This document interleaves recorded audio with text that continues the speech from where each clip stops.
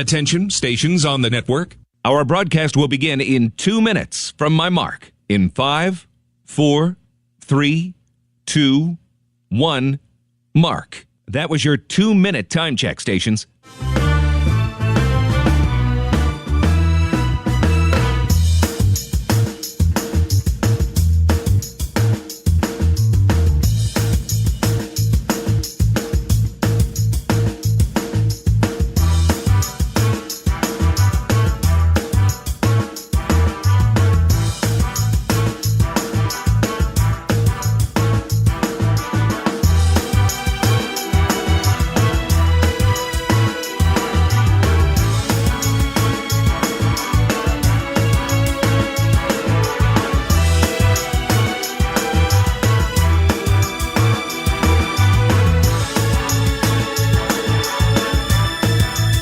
Attention, stations on the network. Our broadcast will begin in 1 minute from my mark. In 5, 4, 3, 2, 1, mark. That was your 1-minute time check, stations.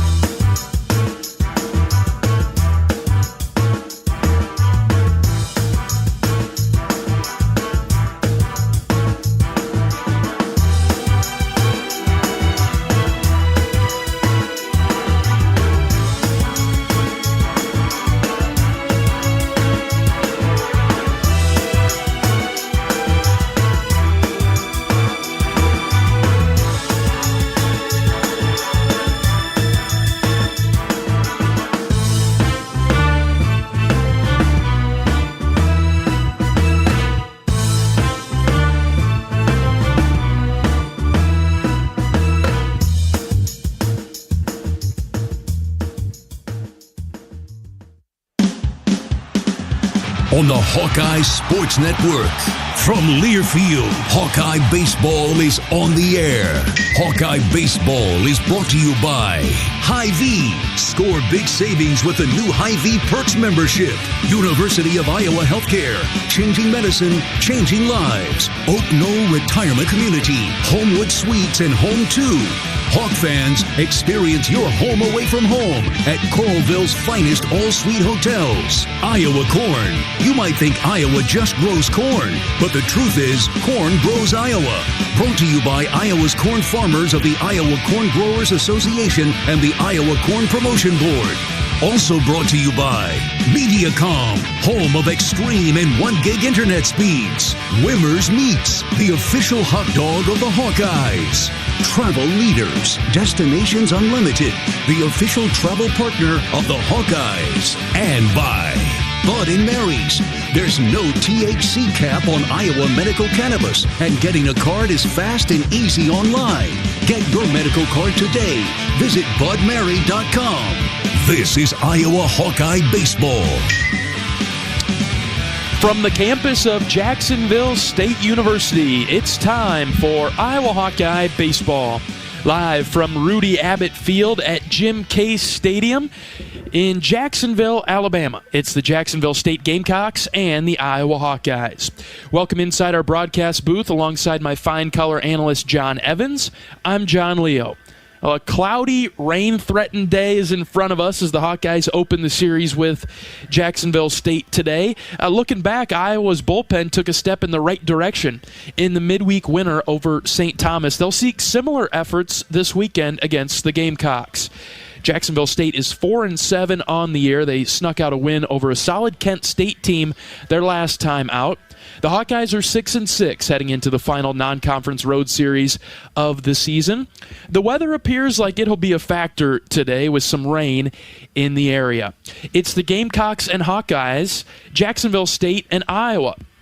Live from Rudy Abbott Field at Jim Case Stadium. First pitch coming up in a bit. The Hawkeyes took care of business in the midweek, handling St. Thomas 9-3. Some highlights from that one. 3-2.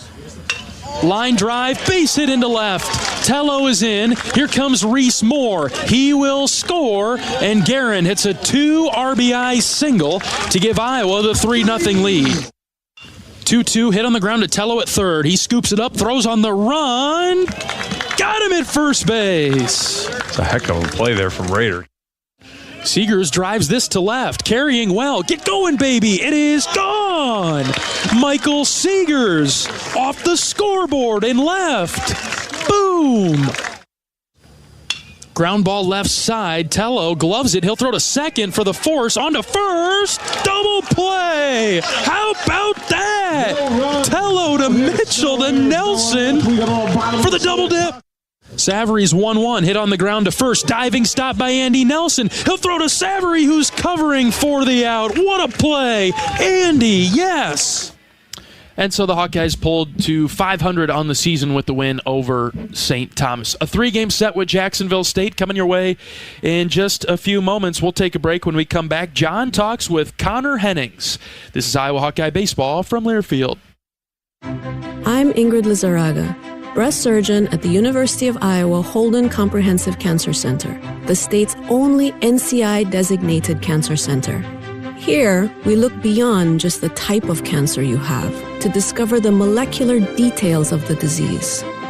We have teams dedicated to each cancer type, with treatments and trials you won't find anywhere else in Iowa.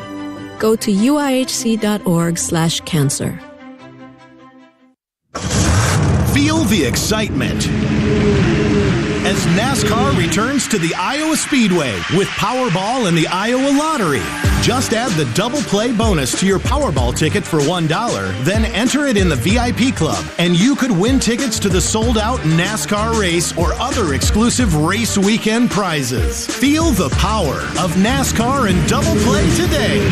Woohoo! See complete rules and details at ialottery.com/VIP. Hey, it's your friend, social media. You know, where I showcase the cool life of sports stars and friends. But don't fall for the editing and good lighting, because we all have struggles and challenges, like with alcohol or drug use, gambling, or our mental health.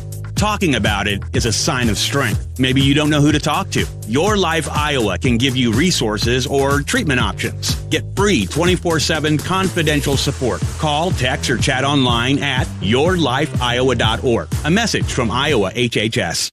If you've got the right tools and the friendly people at U.S. Bank in your corner, making smarter money choices is a piece of cake. If only our tools and helpful advisors could have helped you avoid some of those not-so-smart choices in life. Like that time you tried to pick up unicycling.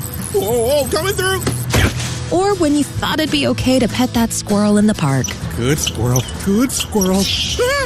While we can't help you with all that, we can help you bank smartly at usbank.com/smarter together. Member FDIC.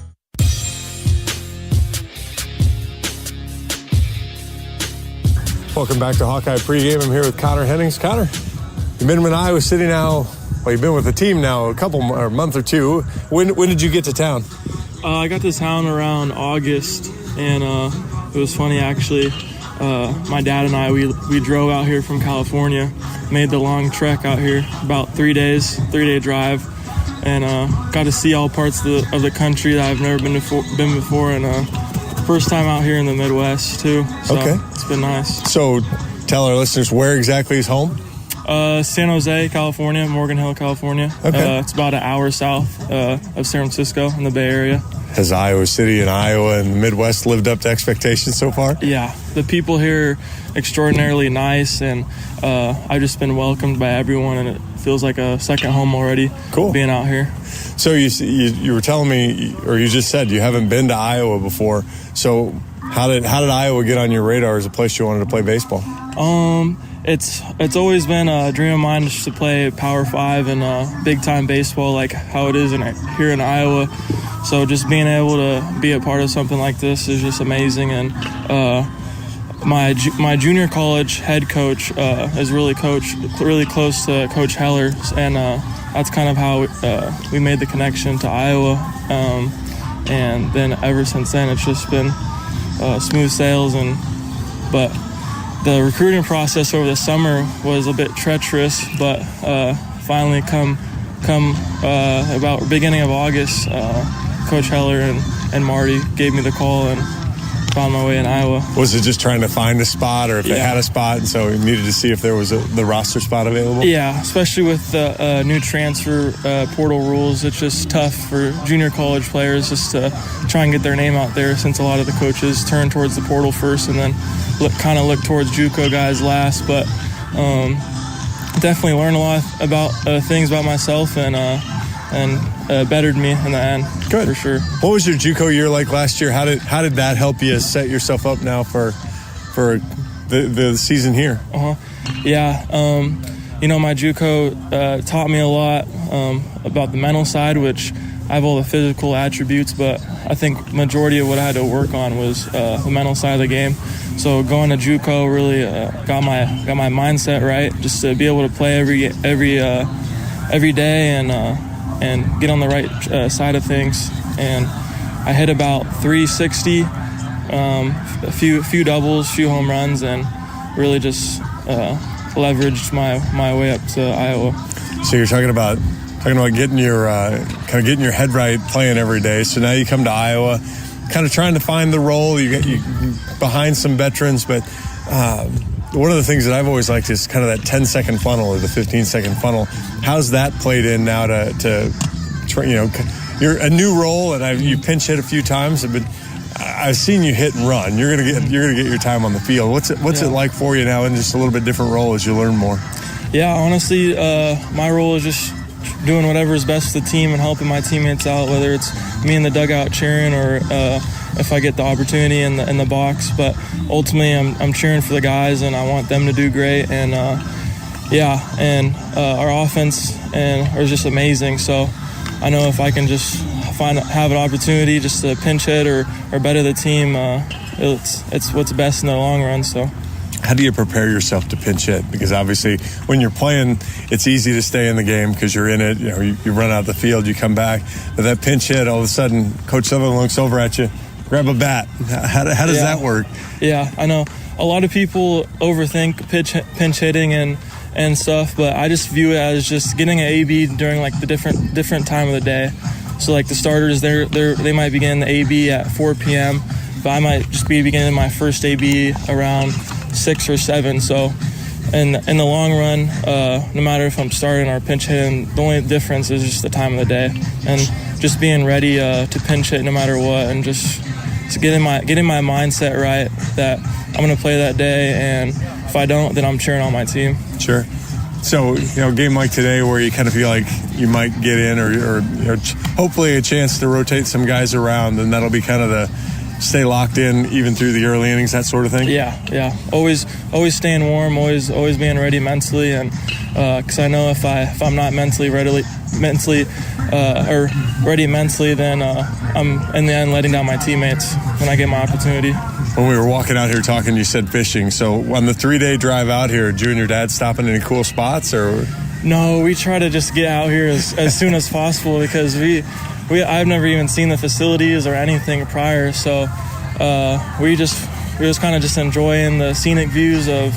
We drove through Nevada and then up to Wyoming and then all the way to Iowa City on that last day. So it was kind of just enjoying the time with my dad and just that one-on-one's father and son time. Sure. Found any good fishing spots here then, or got any teammates that fish? I know a few guys on the team fish. Haven't found any spots out here, but I know a few guys have said a few places here and there, but I left my rod at home, so well, maybe some of the listeners will help get you hooked up when you get some time. So, well, thanks for taking the time today to talk to me. I really appreciate it. Appreciate that. Conor Hennings, Hawkeye outfielder. We'll be back after this. This is Hawkeye Baseball from Learfield. The Burger Shed is a burger lover's dream come true. Our handcrafted burgers are made with a signature blend of certified Angus beef and smoky brisket, served with house-made pickles. But if you're looking for something other than a burger, don't you worry. We've got that too. Check out our wide variety of shed sandwiches, salads, and real ice cream shakes. Burgers, beers, and a bunch of BS. Burger Shed, Bass Pro Drive in Altoona. Around here, Jack Frost nips more than just your nose. That's why the Midwest gets Honda. Dependable, all-wheel drive, with heated steering wheel and seats to keep Jack Frost off your seat, which will make it very happy. And since it's no fun to gas up in this weather, isn't it cool that Honda has such legendary fuel efficiency? New Hondas are arriving, but so is Mr. Frost, so see your Central Midwest Honda dealer. Honda gets the Midwest. A bag of corn is, well, a bag of corn, unless it's a bag of Pioneer brand Chrome seed corn. Then you're dealing with the most optimized yield potential, agronomic performance, and insect protection the Pioneer lineup has to offer. A bag that will make life easier for you, 8 bushels per acre easier, and much harder for rootworms than the competition. Pioneer brand Chrome products, field proven and ready for yours. Visit pioneer.com/plantchrome. American Equity salutes today's hero of the game. As a proud sponsor of the ongoing recognition of our military during Hawkeye games this season, please join American Equity in thanking all who have served our country. American Equity is more than just retirement savings and income products. They are committed to providing you best-in-class service and high-quality retirement income that helps deliver the independence to dream and reach your goals. To learn more about American Equity, please visit their website at american-equity.com.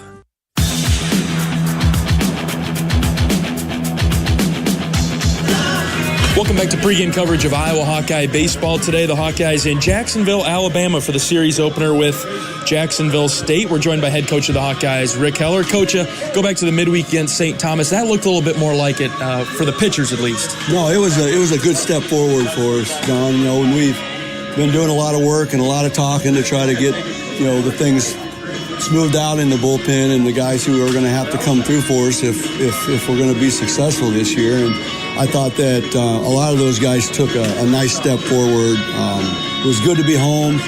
Tough week, as you know.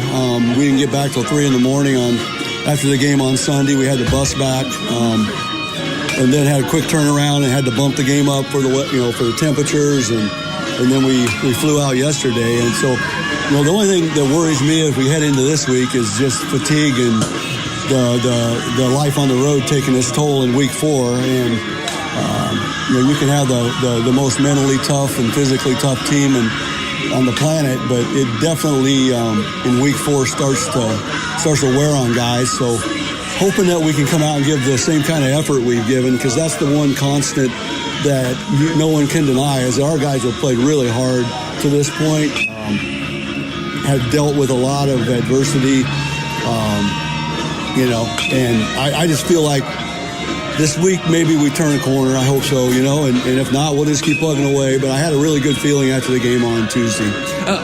Obviously, you know, winning today, winning the series, winning all 3 games against Jacksonville State would prove that your team has turned the corner. What are some other things that you're looking at specifically that would prove that? Even more than the wins, just the consistency on the mound of throwing strikes. I mean, it's a simple game, really. I mean, hard to do, but I mean, you have to throw strikes. If you don't throw strikes, you're not going to win against good teams. And, you know, occasionally you can outscore somebody, but that's not sustainable every day. And, you know, the program and all winning programs are built on, you know, not giving the opponent, you know, free bases and making them earn everything that they get. And we have done an extremely poor job of that to this point. And that has to change for us to be consistently successful, and that's what we're looking for this weekend. I mean, anything else that happens, and for the most part, it's been real consistent, quality baseball. You know, quality at bats up and down the lineup, quality defense,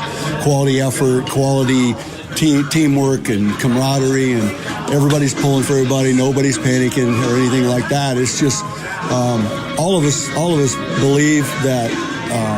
You know, something's going to happen to trick the trigger, and we'll get some guys going in the right direction. And I feel like we talked already on Tuesday, that was a step, but it's going to have to happen on the weekend, and we need some guys to step up and do it. Similar to what we talked about last week with Ole Miss, how does Jacksonville State wind up on our schedule? You know, the baseball schedule is an interesting animal. Basically, you're looking for a mix of teams that you think are good RPI teams. Then you're looking for a mix of teams that you feel like if you played well, that you're going to win. Because you just can't go out and play all, top 10 teams and get your brains beat out. That doesn't help either. So it's one of the most challenging things that we have to do, and challenging things with my job, because the baseball schedule usually is 3 years out.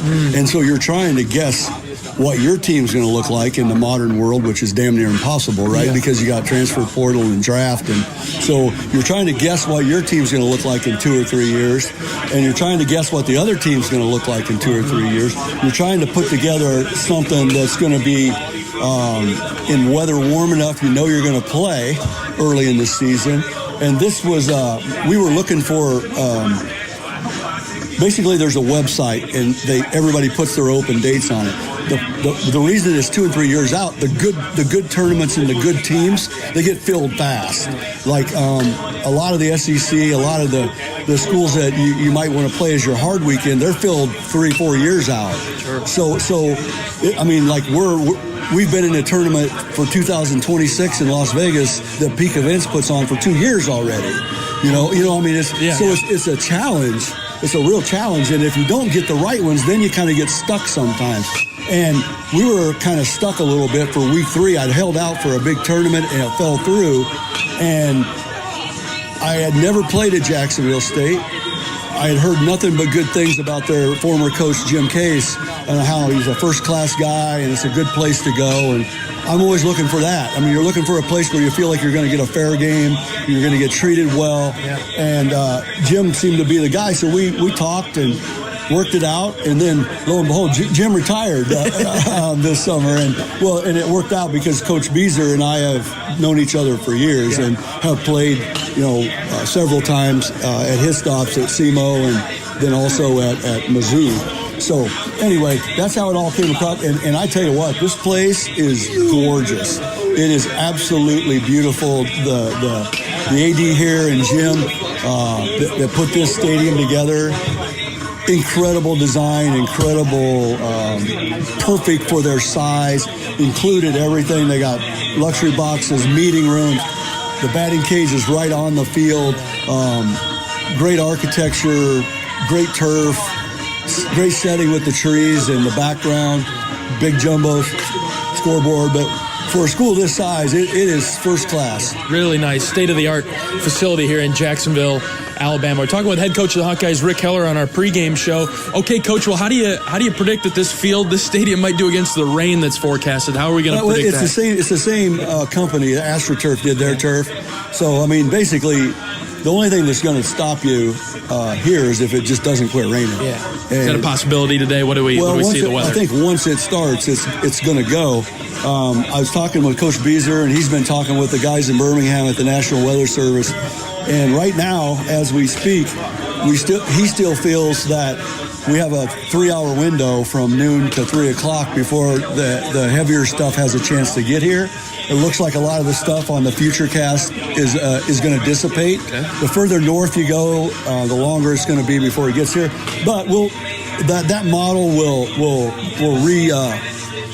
redo itself at 11 o'clock, and then we'll make a decision right before infield whether we're going to actually try to get this in or not. Okay. How would that impact things? I'm guessing the pitching is the thing that's in limbo the most. Well, it's a real challenge because you don't want to get your starters going, and theirs is a little different than ours with the sense that they don't really have a true Friday night starter. They kind of mix and match. So it's not as big a deal, but for us it is, and with Brody, and we would have to make a decision. We've even talked about if we don't agree with the forecast, we may even start like Aaron Savory so that we don't burn Brody and let Aaron go as long as he can and see how it goes. And then if it does start raining, we're not out.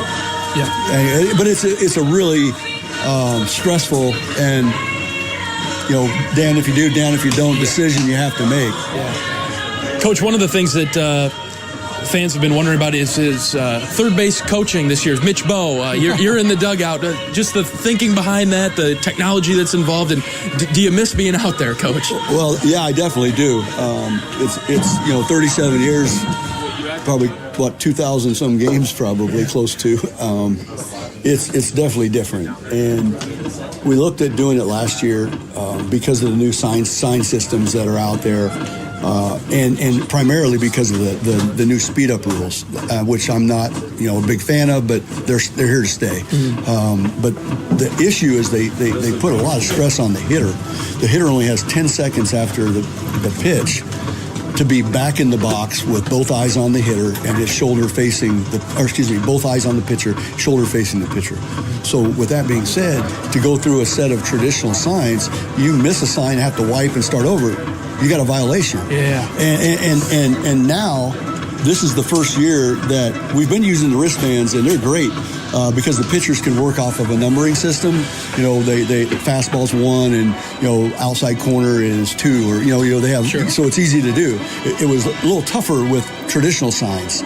So now you can actually put words on them. So I can say sack bunt, first base, sack bunt, third base, hit and run and hit, delayed steal. I can even put motivational words, wipe it away, you're the man, whatever you want, get a bigger lead, shorter lead, watch for a pick. I mean, so to be able to say all those things in the dugout, and it's so much faster. All I have to do is just hit a button, 8-1, and it says no sign, 8-2, green light, and so once it was able to do that, it was like, this makes no sense for me to be out there. And so that's the story. And Mitch is young and still learning and getting used to it. He's doing a good job. And he actually was a third base coach at Valpo before he came here. But, it's different. And it's been a challenge at times. The other thing, John, that it really helps with, where we would get in trouble with me coaching third base, would be late in the game trying to communicate with Sean and Marty to make pitching decisions and get guys up in the bullpen. It's taken a ton of stress off of those decisions, and I feel much more prepared making the pitching changes. Doesn't appear to have worked real well to this point, but but I'm just telling you, those decisions have been much cleaner and much better. All right, Coach, before we let you go today, just a couple of keys to victory to knock off Jacksonville State. Well, hopefully we go out and jump on them early like we've been doing the early part of the season. On a rain situation, that's what you definitely want to do. I mean, get on them early, score some runs. We're really going to have to hold the zone. Their pitchers nibble on the edges. They have their best stuff guys. They save to the end, second half of their games, so that they do have a lead. Then they're throwing their guys. If you look at their numbers, they got a lot of strikeouts on the back side, not starters. So they milk as many innings as they can and then go to their better stuff guys. And then for us, it's always the same. I mean, the defense has to be constant, which it's been, and that needs to happen. And then just got to limit the free bases. And hopefully Brody goes out and pounds his zone. If he does that with his stuff, he should be in good shape. The only time we generally get in trouble is when we give guys free bases. I mean, that's it. I mean, we have to slowly and methodically start eliminating it so it's much more consistent like we talked earlier. All right, Coach, thanks for your time. Good luck today. All right, thanks, John. Head coach of the Hawkeyes, Rick Heler, on our pregame show in Jacksonville, Alabama. Moments away from first pitch, Iowa and Jacksonville State, coming up right after this. This is Hawkeye Baseball from Learfield. Around here, Jack Frost nips more than just your nose. That's why the Midwest gets Honda. Dependable, all-wheel drive, with heated steering wheel and seats to keep Jack Frost off your seat. Nice. Which will make it very happy. And since it's no fun to gas up in this weather, isn't it cool that Honda has such legendary fuel efficiency? New Hondas are arriving, but so is Mr. Frost. So see your Central Midwest Honda dealer. Honda gets the Midwest. Even the simplest act can set a chain of good in motion. Like choosing Delta Dental of Iowa for your dental and vision insurance. Because we invest in your community. So whether you get your plan at work or purchase it through us, you make a difference for others. Visit sharinghealthysmiles.com and choose Delta Dental for your smile, for your health, and for your community.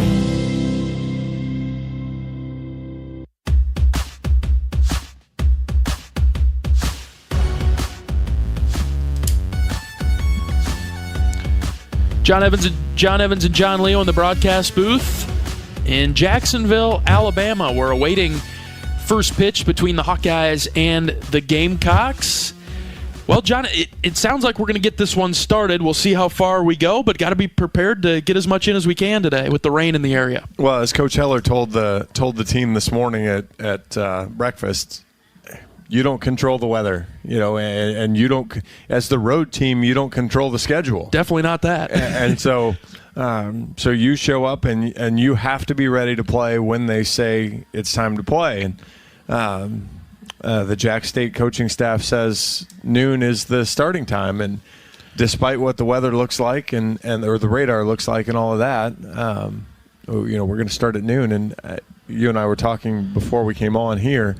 If you think Penn State last year, a little bit of maybe home team gamesmanship with the schedule. Last year we ended up with 2 games instead of 3, and Penn State kind of loaded a bullpen and got ahead and worked a game that way. And the key here is get ahead early. Jump on them early, set yourself up. But the weird thing about it's a long trip.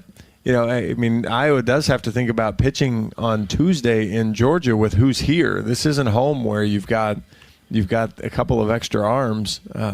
You can't really blow up your season for one weekend. And so it looks like Brody Brecht will get the start. He will get the Hawkeyes started in this game.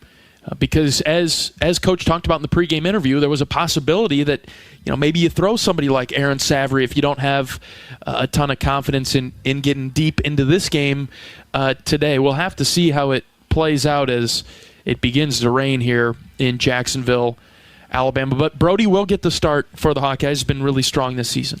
He's been good. Yeah, a thing you just want to see with Brody, and quite frankly, the way that it seems like it'll play out today with the Jack State strategy is they're probably going to be taking some pitches. Yep. They're a patient team anyway. At least a number of the hitters are patient, so they're gonna make sure they see some strikes. Iowa pitching will be able to attack the zone early in counts and try to get that, try to get ahead 0-1, try to get ahead 1-2 and see if they can dominate the zone there. And that'll be key because if Brody can throw strike 1, this lineup, the Jack State lineup's hitting 220 something. They're not really showing a ton of damage on guys like Brody. Jacksonville State batting .224, John, like you were mentioning there. They've drawn 53 walks. They've struck out 113 times, but they've been hit by 17 pitches too. So it's kind of all over the board there. It feels like this could be a dangerous game in the free base category if the Hawks don't throw strikes. Well, 100%. If the Hawks don't throw strikes, what you're going to see a 2-strike hitting approach where you climb up on the plate a little bit and you're willing to, as the Hawkeye stat, take your dose. Yeah. And so, a willingness to try to get on base that way. And so, again, this really isn't the type of lineup that Iowa has to go nibble on edges and try to get outs. They can throw their stuff on the edges of zones. You can't float one over the middle. You can't do all kind of, because any college hitter is going to do damage to you at that point. Right. But you can go on the plate and get outs. Jacksonville State has just one hitter batting over 300. That's Caleb Johnson. He bats .311. He's got 14 hits and 45 at-bats. He got 4 home runs, 3 doubles, and a triple, so an extra base hit candidate certainly. Their home run leader is Brennan Norton, one of their best players. He's batting .217 with average, but 5 home runs on the season for Norton. The Iowa coaching staff has identified Bear Madliak as the best player for Jacksonville State, certainly defensively. He's their catcher. He'll be their leadoff hitter today, and Madliak seems to be their best player, at least according to our coaching staff. Yeah, especially on the defensive side. A willingness to throw behind runners, done a nice job throwing guys out on the bases. The Jacks pitching staff is quick to the plate, so the running game will have to look a little different that way. But yeah, he's been, there's been a lot of picks to second. He's willing to throw behind runners at first. And so, to your point with Norton, 5 home runs, no other extra base hits, and kind of a almost a hit and miss type of guy, big strikeout guy too. Yeah. Actually, he's not the big strikeout guy. Johnson is the big strikeout guy, but the guy that wants to swing. So, some of the guys that get deeper in counts, walk a lot and strike out a lot. He doesn't do that because he's going to swing early and he's going to make some contact. Right. And if he can hit the barrel, it can be loud. But just a few names to identify as the Hawkeyes get ready to take on the Gamecocks. Before we flip things over to Iowa, let's pause 10 seconds for station identification. This is Iowa Hawkeye Baseball.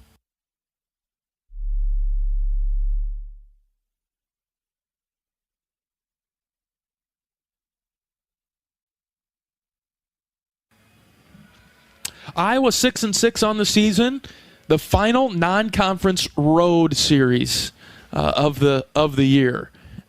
I can't tell you how happy that makes me. Yeah, I'm sure. I think for all of us, this is the hardest part of the season, right? The beginning, just the wear and tear it takes living on the road, riding on the bus, things along those lines. So we'll break down starting lineups and take a look at the Hawkeyes right after this. We'll pause for the national anthem. We're back in just a moment. This is Iowa Hawkeye Baseball from Learfield. Hi, I'm Gary Dolphin, and if you want your home to be exceptionally comfortable during these cold Iowa winters and hot, humid summers, you need to turn to Dave Lennox and your local Lennox home comfort specialist. Lennox has been serving Iowa consumers since 1895, when Dave Lennox built his first furnace in Marshalltown, and Lennox is still building its high-efficiency furnaces and air conditioners there today. For the best home comfort system you can buy, it's Lennox and your local Lennox dealer. Lennox and the Hawkeyes. Now there's a winning combination.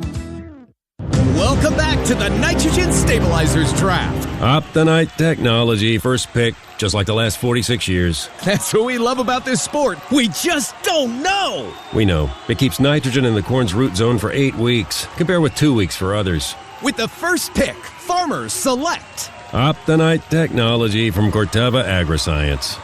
That's it. I'm going for a pretzel. The pick is in. Optonite technology from Corteva Agriscience with Inserve and Instinct Next Gen nitrogen stabilizers.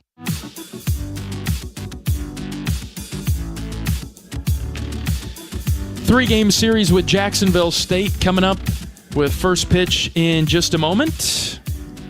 Jacksonville State out on the field now as the anthem wraps up ahead of the Hawkeyes and the Gamecocks. We'll go with Iowa's starting lineup, 6-6 on the season. Head coach in his 11th season is Rick Heler, assisted by associate head coach Marty Sutherland, assistants Sean McGrath, Mitch Bowe, and Sean Moore. Director of Special Projects is Ryan Colgate. Director of Baseball Ops is Nick Ungs. Athletic trainer is Jake Feldman. Sports Information Director Sam Bosler. Managers on the trip, Zach Anderson and Gabe Hester. All right, we're ready for the starting lineups for the Iowa Hawkeyes, 6-6. Michael Seegers back to the leadoff spot for Iowa. He'll be in the box first for Iowa, the starting shortstop, followed by Sam Peterson in left and Raider Tello at third. Reese Moore is the DH, batting in the cleanup spot today. Andy Nelson gets the start at first base, and he'll bat fifth. Kyle Huxdorf in center will bat sixth. 7, 8, 9, Davis Kopp, the catcher, Gable Mitchell, the second baseman, and Ben Wilmus in right.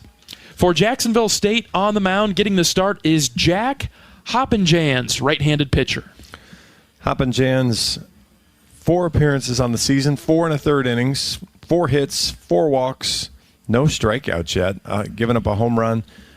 So, again, kind of pitching to contact. Fastball is going to get up there in the upper 80s. He's going to work off a slider from there. So you're seeing a completely different approach to the game here. We saw Indiana do it against Brody last year. Maybe didn't throw their best guy on Friday night against Brody. And when you're short in the pitching staff, you're just going to try to see if you heard Coach Heller say if they can steal some innings. Hoppenjans will try to piece together a couple innings, and then they'll just kind of keep going. And depending on how that works out, will depend on are we bringing out the A guys or are we bringing out the B guys? Right. Interesting way to go about things, but it seems in their wins this year to work for them. You mentioned it, John. 4 appearances and 4 1/3 innings. So that the data tells it all. The stats tell it all right there. Their intentions. Yeah, doesn't scream. Hey, I'm a long guy. Even last year, 16 appearances, 1 start, and he threw 36 1/3 innings. So and not necessarily meaning that he's a poor pitcher. It's just maybe his stamina or just their intentions with him, and not for him to go long. His numbers aren't telling the story that he's a poor pitcher, that they have to pull him out of the games, right? Right. It doesn't look that way. I mean, obviously 36 innings last year, 46 hits, but just 12 walks. So he's not putting a bunch of free bases on, but he gives up a number of hits, and so again, it'll be important for Iowa to kind of keep that aggression going and try to get moving early here in this game, because if this game carries into tomorrow, get out in front, be ahead 7-2, and not in a 2-1 or 1-1 game. Michael Seeger's in the box. First pitch to him is outside. Ball one. The Iowa offense is optimistic that they can put a number of balls in play and put pressure on this Jacksonville State defense. Hoppenjan's ready, and the 1-0 is high, ball 2. Jacksonville State in black uniforms, black on top with red numbers. They've got white baseball pants. It spells out Jax State across the chest in red. 2-0 to Seegers. Not close. That's high. Iowa counters with their road grays, block lettering across the chest, spelling out Iowa in black with gold outline. Gray baseball pants with a gold and white stripe down the side. 3-0 pitch to Seegers. That's in there for a strike, 3-1. So brag about his control, and he walks him on 4 pitches. Right. At least he threw a strike there. Good to see Michael back in the leadoff spot. Here's the 3-1 pitch to him. At the knees, called strike, 3-2. Full count now. Iowa's got a couple of arms already kind of throwing in the bullpen. As the 3-2 to Seegers hit on the ground, right side to the second baseman. Dallas has it. He'll throw out Seegers at first base. Across the infield, left to right, Brennan Norton at third, Caleb Johnson at short. Second baseman is Michael Dallas, who just made that play. Derek Jackson is their first baseman. In the outfield, left to right, is Drew Collins, Will Fincher, and Gabe Young. The starting catcher is Bear Madliak. All right, so after the Seegers ground out, here's Sam Peterson. First pitch, low and out, ball 1. Our broadcast booth, John, fully enclosed, no opportunity for fresh air. No fresh air. I'm trying to find out if I like this angle. Peterson drives this down the line and right. That'll drop for a base hit. Sam rounds first hard. He'll slam on the brakes and stay put right there as he loses his lid. A 1-out single for Peterson down the line in right. Yeah, just a little soft liner over first base there. Got it into the hole, and the Hawks have their first hit. To your point, as you were just mentioning, we're directly above the Jacksonville State dugout down the first base line. So we get a good look into Iowa's dugout, and where I'm positioned, I look right down the line, right down the left field and third base line. You could make that Andy Nelson call that happened last week at Ole Miss. I'd love an opportunity to call one fair myself, not have to rely on the umpire. Here's Raider Tello. First pitch to Raider, low and out. Breaking ball. But yes, we are our windows don't open, so it's very quiet in here. There's no game sound that can get in, which we don't particularly enjoy. And as the listener, you might wonder whether or not we're still on the air, so we're going to have to keep things rolling to prevent that. Peterson at first base after the 1-out single, just underway in Jacksonville, Alabama. Which closet we're broadcasting from at home. Right. I remember South Alabama last year, we couldn't really get any crowd noise either. We didn't have a window that opened there. 1-0 pitch to Tello. Ground ball to third. Backhanded, thrown to second to start the double play. There's one on to first. Dropped by the first baseman. So Tello will reach. 2 outs in the inning now for Reese Moore. I was putting the ball in play. Well, and exactly what you expect. Again, Hoppenjans has, the whopping 0 strikeouts on the season. So not a guy that's going to amaze you or blow you away, but the quickest way to have a guy that's supposed to pitch an inning pitch 2 or 3 is to have a quick 5, 6, 8 pitch at bat inning here. Yeah. Reese Moore in the box, left-handed hitter, swings at the first pitch and fouls it off to the right side. Very nice facility for Jacksonville State. Got seats that wrap around both dugouts. A line of trees beyond the wall in the outfield. Large black batter's eye in straightaway center. Large scoreboard in right center. 0-1 pitch to Moore. Lined into center. And a sliding catch is made by Fincher for the third out. Nothing doing for Iowa in the top of the first. Brody Brecht comes to the mound right after this. This is Hawkeye Baseball from Learfield. The silly moments, the proud moments, even the hard moments. They're what make life remarkable. And they're why Wellmark Blue Cross and Blue Shield is here for every moment. Committed to making healthcare better, more affordable, with more choices for care.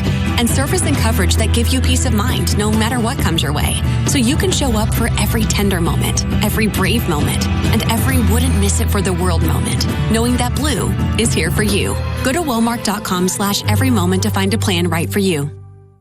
Does your company attire make you feel like you're always fourth and long? It's time for a change. Hand the ball off to Authentic Brand and watch your team transform into MVPs. On game days, our team dresses like champions in Authentic Brand.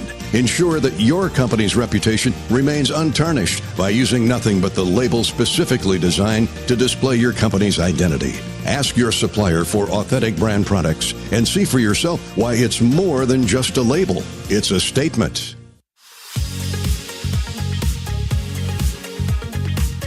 Hawkeye Baseball is brought to you by Riverside Casino and Golf Resort, home of the Draft Day Sports Lounge, a luxury hotel and spa, 5 restaurants and more, just minutes south of Iowa City. The Hawkeyes defensively will go with Raider Tello at third, Michael Seegers at short, Gable Mitchell at second. The first baseman is Andy Nelson today. In the outfield left to right, the same as it has been for a majority of the season, Sam Peterson, Kyle Huckstorf, and Ben Wilmus. The starting catcher for Iowa today is Davis Cobb. And the Friday pitcher, the starter for the Hawkeyes, is Brody Brecht as he goes through his final warm-up pitches on the mound. Brody has been good, not the level he wants to get. And it's great when you say that because he has a 1.76 ERA in his 3 starts, 15 in the third innings, allowed just 8 hits, 5 runs, 3 are earned. It's the 12 walks that you want to see get cleaned up a little bit, but 33 strikeouts, opponents getting Brody at just a 145 batting average. Brody is 0-0 on the year, and that he's been in line for, I believe, 3 wins. He's been in line 2. Okay. He only got 4 1/3 in his first start, and so wasn't going to get that one, but the other two he was in line for. Bear Madliak leads things off for the Gamecocks. Right-handed hitter. Brecht misfires low and in with a sharp fastball. Madliak is a .275 hitter, 11 for 40 on the season. Brecht out of the windup. Here's the pitch. That's in there for a strike. 1-1. You can tell Jacksonville State, their dugout all up on the top ledge, and they've got quite a bit of chit-chat being thrown out. We can hear that through the glass in broadcast booth. Swing and a miss on the 1-1. Brody threw him the slider there, 1-2. Madliak with 8 strikeouts on the season. On base percentage just below 400. Here comes the 1-2. Just high. Beautiful pitch from Brecht. Couldn't get Madliak to go after it. Yeah, the key here, get ahead 0-2, 1-2, and that's when Jack State will really expand their zone. Good job of laying off there by one of their more disciplined hitters. 2-2, swing and a miss. Drop third strike. Kopp will pick it up and throw it down to Nelson at first base for the first out. Good off speed there. It's funny though. Again, when you say off speed with Brody, you're still talking about a pitch that's coming in at 90, whether it's the splitter or the slider, either way. You can tell just from our, this angle that we're broadcasting from is a little different than what we're used to, but can certainly tell the movement in the pitches from here if you track it well enough as he starts Caleb Johnson off with a strike, left-handed hitter. Their shortstop. The wind and the fire from Brecht. Check swing. Did he go? They say no. Pitch was in the dirt, ball 1. I can't track it. I can't see it. He throws too hard for me to see anymore. When it's the fastball, it's hard to track, isn't it? Brody throws too hard for me to see anymore. 1 ball, 1 strike with 1 out. Bases empty in the bottom of the first. The pitch from Brecht. Ground ball right side. Nelson's got it towards the line. He'll jog over to the bag. 3 unassisted, 2 down now for the Gamecocks in the first. Contact. Moral victory. Contact. Sure, yeah. This is something that Iowa struggled with a bit in the series against Ole Miss. Just could not get the 1-2-3 inning. And Brecht in line for it now in the first if he can handle Norton. And I'm interested to see the swing radius here of Norton. Yeah. First pitch from Brecht. Lined hard, foul down the right field line.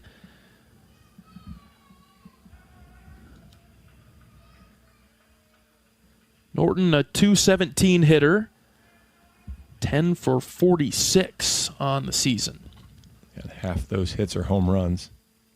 Great pitch from Brecht, just outside, 1-1. Norton stands in from the right side, very narrow stance. He's deep in the box, close to Davis Kopp. Starting third baseman. 1-1 pitch from Brecht, here it is. Off speed in the dirt, ball 2.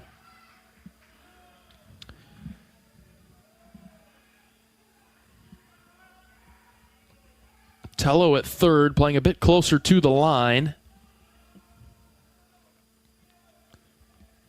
Here comes the 2-1. Ground ball up the middle, past a diving Gable Mitchell into right center. Huckstorf tracks it down and gets it in quickly. It's a 2-out single for Norton. That came off the bat pretty quick. Yeah, that's our track man is down, but boy, that ball was sizzled, and he was late, which isn't terribly surprising. But again, a guy willing to swing, got a pitch he liked, stayed with it, didn't he's not trying to hit it over the pines in left, just kept it in the middle of the field and did a nice job. Brecht transitions to the stretch now with Norton at first and 2 outs. This is Gabe Young, left-handed hitter. First pitch strike from Brody. Field dimensions here at Rudy Abbott Field. 330 down the line in left. 335 down the line in right. 375 in left center. 380 in right center. 403 to straightaway center. Swing and a miss at the next pitch. Nothing in 2. Brecht working quickly.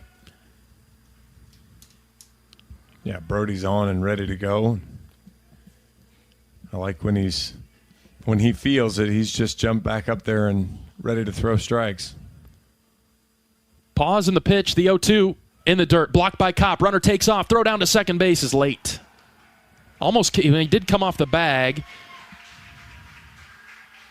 Could not apply the tag in time. Great read there by Norton. That ball really didn't get that far away from Kopp, but he was full go when the ball got into the dirt. Good hustle and got there. They're aggressive on the base paths. Runner in scoring position with 2 outs for the Gamecocks. Brecht comes set. 1 ball and 2 strikes. Here's the pitch from Brody. Swing and a miss. Foul tip. Foul tip. Just got a piece of it to deflect it down. We'll do it again at 1-2.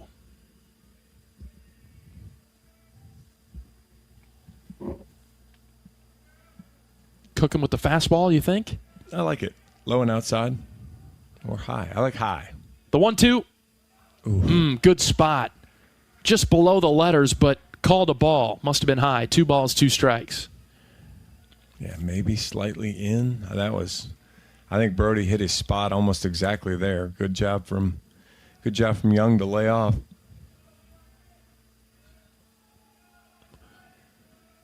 Short lead at second base. Here comes the 2-2 from Brody. I missed that one. Slider high, ball 3. Yeah, good job from Kopp to try to kind of just twist it down and make it look like it caught the top of the zone, but home plate umpire Kenneth Pitts wasn't buying it. All of a sudden, a full count now for Brecht to Young. Here is the pitch. Low, ball 4. Got out in front of him 0-2 and then lost him. Well, and that's, again, as I started the broadcast with, where Brody wants to be sharper. I mean, that's 100% it right there. Is you got to finish that guy with Brody's stuff, and a team that has some pretty big swing and miss holes. another thing that has been discussed too, a lot of pressure gets put on the bullpen. I think the starting pitchers would tell you that they'd probably like to get deeper into games than they have been to this point of the season. Well, what are we? We're 12 games in, and recognizing that I guess 3 of those don't really count from a quality start standpoint because you weren't looking for the traditional quality start. But so 9 starts, you have 1 quality start. Brody threw 6 innings one time, and so the bullpen. The bullpen's going to take the bulk of the arrows, and they've walked enough guys and they've created enough problems on their own. But some of that problem can be alleviated with starters getting deeper into games. Derek Jackson is the batter. First pitch, strike from Brecht with the slider on the outside corner. 0-1, 2 outs, 2 on for Jacksonville State in the bottom of the first. Each team with 1 hit in the first inning. And this guy's got 5 doubles, so got some juice in the bat if you make a mistake, but if you can send him fishing like that one, that's a good slider there low and away. Got him to expand the zone. Sharp breaking ball from Brecht. 0-2. Okay, so we're in the same spot as he was with Young. Ended up walking Young. See if he attacks right off the rip here. 0-2. 2 outs. The pitch from Brody. Outside. Runner takes off for third. Throw down to third is high. So a stolen base for Norton. Another one. Well, and that's we heard it in the scout too. They don't. They're less situational and more opportunistic. Where if they feel like they have you timed as a pitcher and they get a good vault lead, they'll take it. And so if Brody doesn't do a good job of varying, especially on something where he really anticipates that off speed, where he gets a good chance to run. Runners at the corners now with 2 outs. 1 ball and 2 strikes. Brody is ready. Here's the pitch. Check swing. He went around. Yes, he did. 3rd strike, and that'll do it for the first inning. A couple of runners get on for Jacksonville State, but no runs across. We're through 1 in Alabama. Scoreless. Back after this. This is Hawkeye Baseball from Learfield. Are aches, pains, or injuries keeping you on the sidelines? At Athletico, our movement experts are here to help you turn your setbacks into comebacks and create a personalized game plan for your recovery. With no prescription or referral needed, Athletico Physical Therapy is where your comeback story begins. Get started today by scheduling a free assessment at athletico.com. Proud partner of the Iowa Hawkeyes. The Burger Shed is a burger lover's dream come true. Our handcrafted burgers are made with a signature blend of certified Angus beef and smoky brisket, served with house-made pickles. But if you're looking for something other than a burger, don't you worry. We've got that too. Check out our wide variety of shed sandwiches, salads, and real ice cream shakes. Burgers, beers, and a bunch of BS. Burger Shed, Bass Pro Drive in Altoona.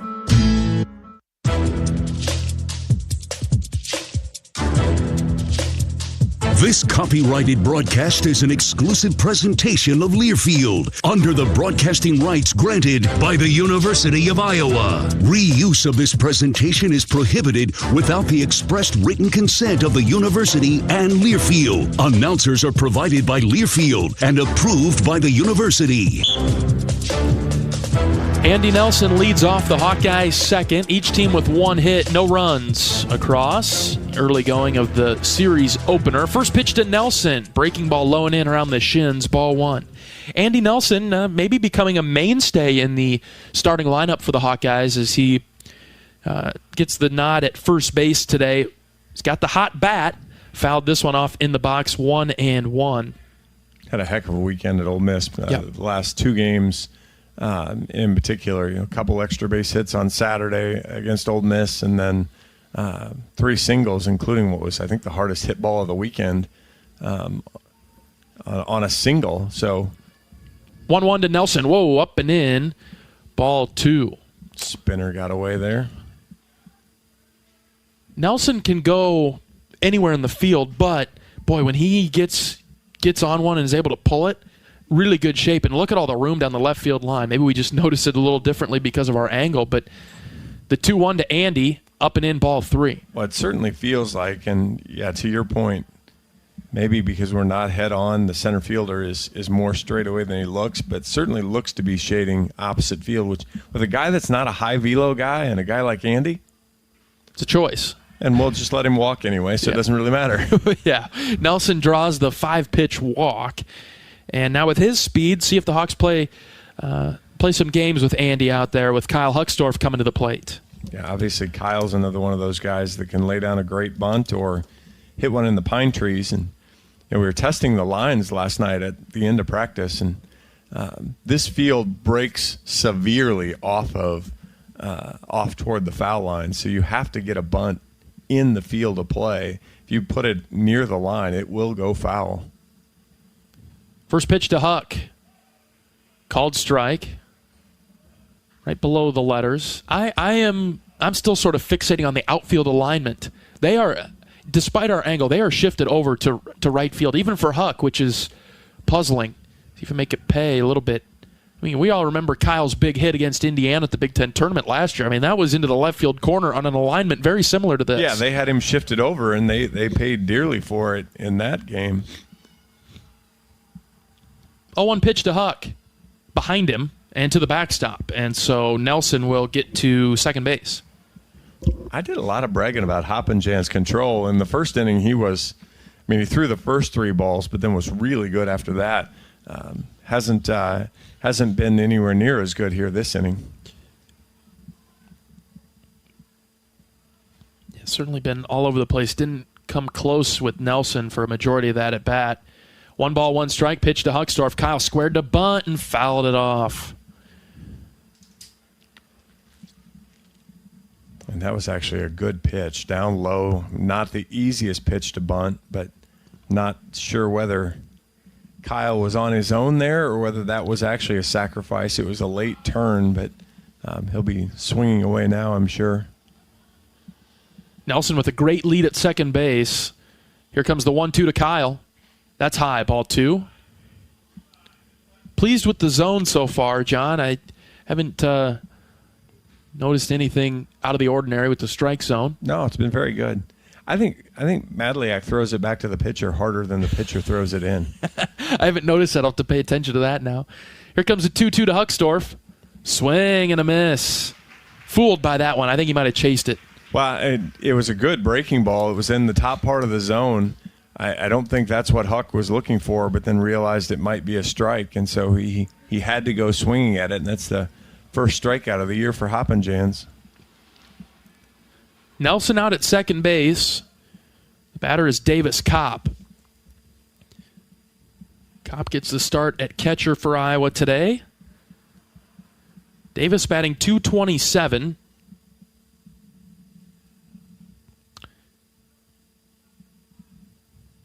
Got 12 RBIs on the season, a few extra base hits, 2 doubles, and a home run. Nelson out at second base. First pitch to Kopp. Chased it. Breaking ball in the dirt. And that was, again, one of those things we heard in the scouting report was, boy, if it's knee high that you see it coming out of the hand, don't swing because the ball is going to work its way out. And that really is going to be the battle is can you get a pitch to drive? Out in front of that and fouled it off. 0-2. Because, again, the walk to Andy notwithstanding, he's going to be around the zone. He's not even really going to pick on edges too much on you. So get a pitch over the white part of the plate and drive it somewhere. Now you probably have to watch that spin a little closer. Here comes the 0-2 to Kopp. Ground ball left side. Nelson's on the move to third. Gloved by the shortstop. Long throw is in time to get Kopp at first base. Andy advances to third. It'll be up to Gable Mitchell to try to bring him home. Good piece of base running there from Andy. That ball was actually in front of him, which isn't always an automatic go, but read that it was a chopper, so he went ahead and took third base. Now, again, with maybe a little bit more wildness, the ball, although we might get our pitching change right here. We are. Wow. So the scouting report is correct, as the head coach of the Gamecocks is out of the dugout. Steve Beezer is making a pitching change. Hoppenjan's day is done after an inning and 2/3. All right, we'll see who the Gamecocks bring in. Iowa's got a runner at third with 2 outs in the second. We're back right after this. This is Hawkeye Baseball from Learfield. The big game. Family. Friends. We know you count on Alliant Energy to deliver the safe, reliable energy you need, whether you're watching the game, cooking your famous burgers, or leaving a light on for loved ones. For us, it means going beyond the expected to make sure we're planning for the energy you need today and tomorrow. That way you can keep your eye on the ball and focus on what's most important to you. Find out more at alliantenergy.com/poweringbeyond.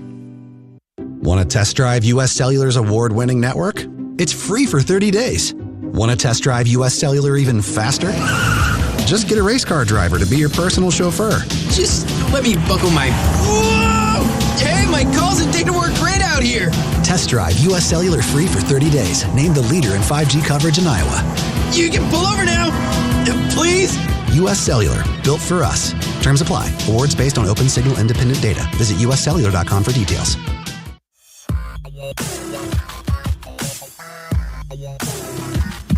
John Evans and John Leo in the broadcast booth in Jacksonville, Alabama, scoreless with 2 outs in the second inning.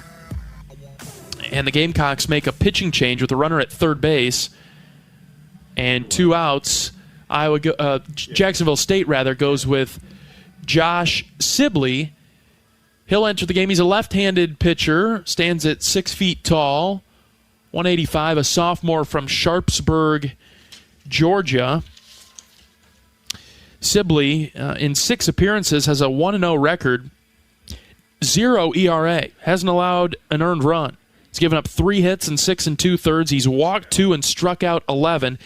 Opponents are batting 136 against him. And so Sibley is probably the top arm out of the bullpen for the Gamecocks. And he comes in the second inning. Gable Mitchell's the batter. First pitch, drives it down the line and left. It's down for a base hit. Gable Mitchell drives home the first run of the game. An RBI single to left. Andy Nelson scores. 1-0 Hawks. Take that. Huge spot right there. Gable Mitchell didn't fool around. Saw that breaking ball the whole way.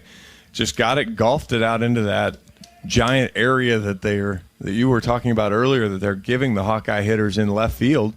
And big spot there. Hawks are on the board and ahead. So they go to Sibley right away, their best reliever, it would appear, one of. And the Hawks get on the board right after it. 1-0 in the second. Mitchell at first base. Here's Ben Wilmus. Hard fastball in there for a strike. Wilmus has been the leadoff hitter for Iowa recently. Moves to the 9 spot. Flips with Seegers. What do you think about that, John? I think it's one of those things you'll see. We probably kind of knew it was going to happen. Michael has tended to be in that spot through his career and in the leadoff spot, and that one's down low. It was nice to see, Michael did the same thing last year where he struggled a little bit early. They moved him down in the order. You saw Tuesday, bat really came alive. It started to come alive a little bit in Oxford as well, and so I think it was just, hey, get yourself going, Michael, with some pressure off, and we'll get you back up at the top. Try a move over to first base. Mitchell dives back head first. Yeah, again, another one of those situations. I'm not sure that it's a performance base or a punishment for Wilmus at all. No, I just think that, and then that's the nice part of having flexibility and a little bit of interchangeable parts. Yep. That was the word I was thinking of. They seem to be interchangeable, Seegers and Wilmus. Contact guys with speed that can really connect, though, with a little bit of pop. Yeah, Ben, push comes to shove, Ben probably has a little bit more power, but, we did see as Michael broke the scoreboard on Tuesday. Right. Mitchell at first base, 1 ball, 1 strike to Wilmus. Here's the pitch. Swing and a miss over the top of that pitch. 1-2. I'd probably call Michael's power maybe a little bit more gap power, where he's going to be able to drive and really utilize his speed. He'll elevate some balls every once in a while and hit a home run, but he's really going to be kind of your double and triples guy. Count is 1-2 for Wilmus. Try another throw over to first base. Mitchell is back safely. RBI single for Gable. Brought home Andy Nelson moments ago to get the scoring started this afternoon. Big gap in left center for Wilmus, if he can get around on one. 1-2 pitch from Sibley. Mitchell takes off. Pitch is in the dirt, swung on and missed for the strikeout, and that will end the inning. Iowa gets 1 run, taking the 1-0 lead. We're back for the bottom of the second right after this. This is Hawkeye Baseball from Learfield. The silly moments, the proud moments, even the hard moments. They're what make life remarkable. And they're why Wellmark Blue Cross and Blue Shield is here for every moment. Committed to making healthcare better, more affordable, with more choices for care. And service and coverage that give you peace of mind no matter what comes your way. So you can show up for every tender moment, every brave moment, and every wouldn't miss it for the world moment. Knowing that Blue is here for you. Go to Wellmark.com/every moment to find a plan right for you. Feel the excitement as NASCAR returns to the Iowa Speedway with Powerball and the Iowa Lottery. Just add the double play bonus to your Powerball ticket for $1, then enter it in the VIP club, and you could win tickets to the sold-out NASCAR race or other exclusive race weekend prizes. Feel the power of NASCAR and double play today. Woohoo! See complete rules and details at ialottery.com/VIP.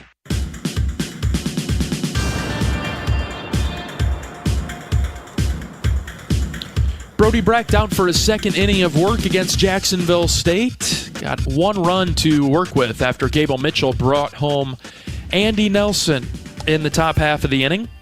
Brody fired 23 pitches in the first. Got the first 2 outs pretty quickly. Gave up a single, and then a lengthy at-bat turned into a walk for Jacksonville State to drive that pitch count up a little bit here. But 6, 7, 8, Collins, Fincher, and Smith coming to the plate for the Gamecocks. And those 3 batters have a combined 3 hits.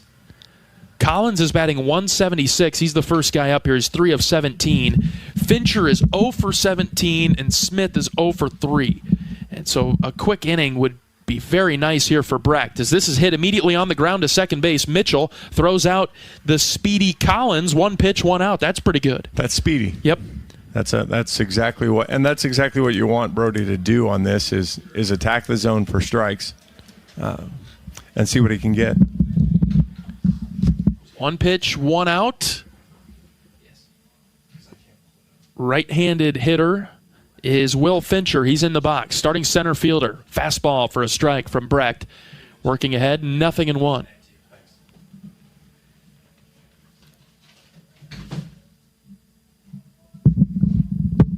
Fincher, right-handed hitter. At the knees again, strike 2. Good spot from Brecht.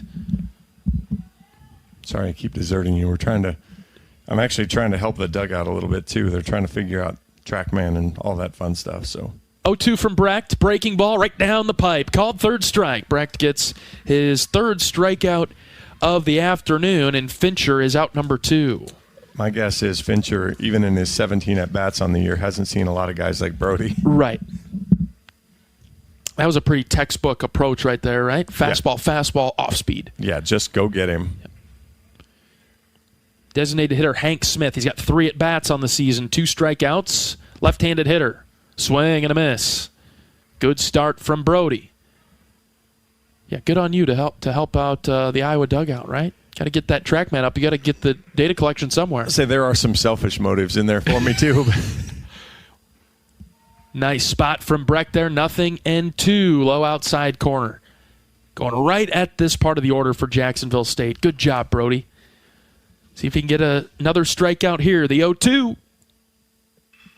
Lined foul towards the Iowa bullpen over there on the left. Yeah, we're missing a significant element of our broadcast today, John. We don't have the TrackMan data. When I had to do those first 2 weekends without TrackMan too. Without you, without TrackMan, I was just lost.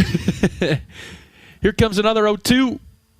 Just outside on the breaking ball from Brecht. 1-2. It's a good piece of information to have. A good tool. The wind and the fire on the 1-2 from Brecht. Just outside, had the entire infield leaning to the Iowa dugout. See, for instance, that's the one I want TrackMan on, because I don't know where that ball was. Looked like a strike, but we're looking through the strike zone from where we're at. Just outside to the left-handed hitting Smith. Go get him right here. The 2-2. Swing and a miss. Brecht got him. Back-to-back strikeouts to end the second. 1-0 Hawks. We're back for the third. This is Hawkeye Baseball from Learfield. Around here, Jack Frost nips more than just your nose. That's why the Midwest gets Honda. Dependable, all-wheel drive, with heated steering wheel and seats to keep Jack Frost off your seat. Nice. Which will make it very happy. And since it's no fun to gas up in this weather, isn't it cool that Honda has such legendary fuel efficiency? New Hondas are arriving, but so is Mr. Frost. So see your Central Midwest Honda dealer. Honda gets the Midwest. Are aches, pains, or injuries keeping you on the sidelines? At Athletico, our movement experts are here to help you turn your setbacks into comebacks and create a personalized game plan for your recovery. With no prescription or referral needed, Athletico Physical Therapy is where your comeback story begins. Get started today by scheduling a free assessment at athletico.com. Proud partner of the Iowa Hawkeyes.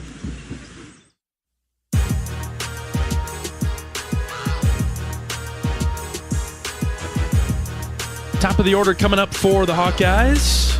Michael Seegers, Sam Peterson, and Raider Tello to face off against Josh Sibley in the third. Iowa leading 1-0. Hawk fans, experience your home away from home at Coralville's finest all-suite hotels. Homewood Suites and Home to Suites by Hilton each offer guests spacious suites, complimentary breakfast, 24-hour fitness center, pool, hot tub, guest laundry, and convenient locations. Let their warm and friendly staff take care of you and your family when you visit Hawkeye Country. So Jacksonville State in their bullpen already in the third. That's by design for them. The Hawkeyes were expecting that to happen. Hoppin' Jans lasted an inning and 2/3. Sibley came in. Gable Mitchell hit a first pitch down the line to drive home Andy Nelson, giving Iowa the 1-0 lead. We're in the third, trying to dodge the rain this afternoon. Michael Seegers takes a strike. Michael grounded out to second his first time up. That one's high and out, ball one. Yeah, I think you went through the stats. Sibley's going to throw a ton of spinning stuff. You know, the fastball is going to be upper 80s, but really relies on that slider a lot. And Hawkeye hitters will have to have the discipline to make sure it stays in the zone. 1-1. Michael got started, but he stopped. And that's a called strike low outside corner on the breaking ball, 1-2. Yeah, Michael's been dotted twice on that low outside corner. And good two-strike approach here, Michael. Here's a pitch. Ground ball up the middle, gloved by the shortstop. He'll step and throw across the diamond. Low throw, but it gets Michael by a couple of steps. He is out number one.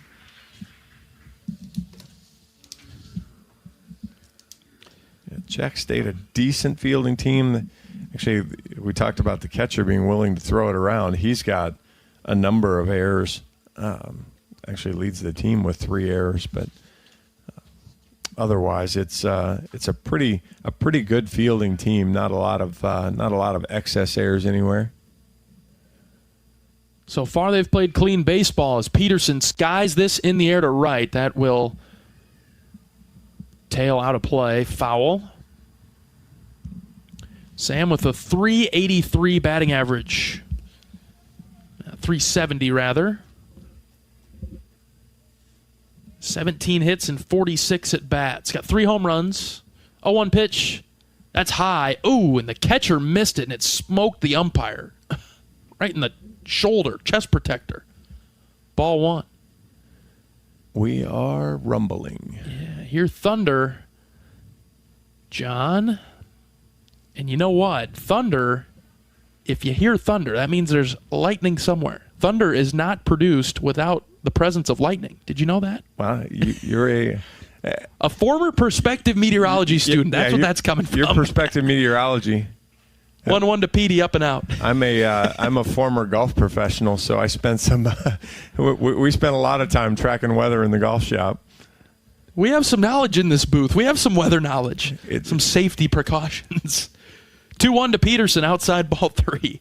Yeah, and that's kind of the joke was if Iowa could get up to a 4 or 5 run lead here early and then just start bunting the ball back to the pitcher to move things along. Try to move things along, but we may not be able to move it fast enough. 3-1 to Peterson.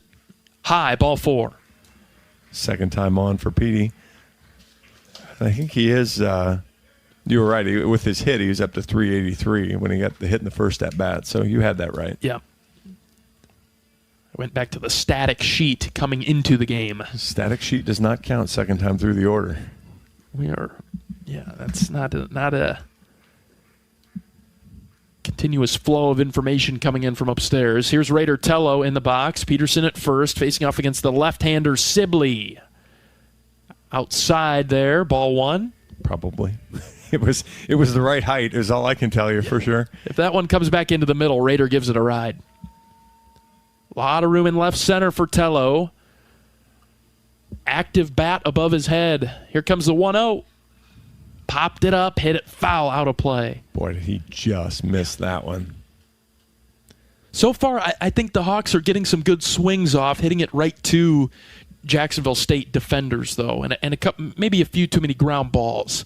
I'm trying to elevate the pitch a little bit. 1 ball, 1 strike to Tello. 0 for 1 today. Grounded into a fielder's choice his last time up. 1-1. That's outside. Ball 2. Totally took the catcher out of his stance there. And that's a good job from Gamecock pitching, too, is keeping the ball down.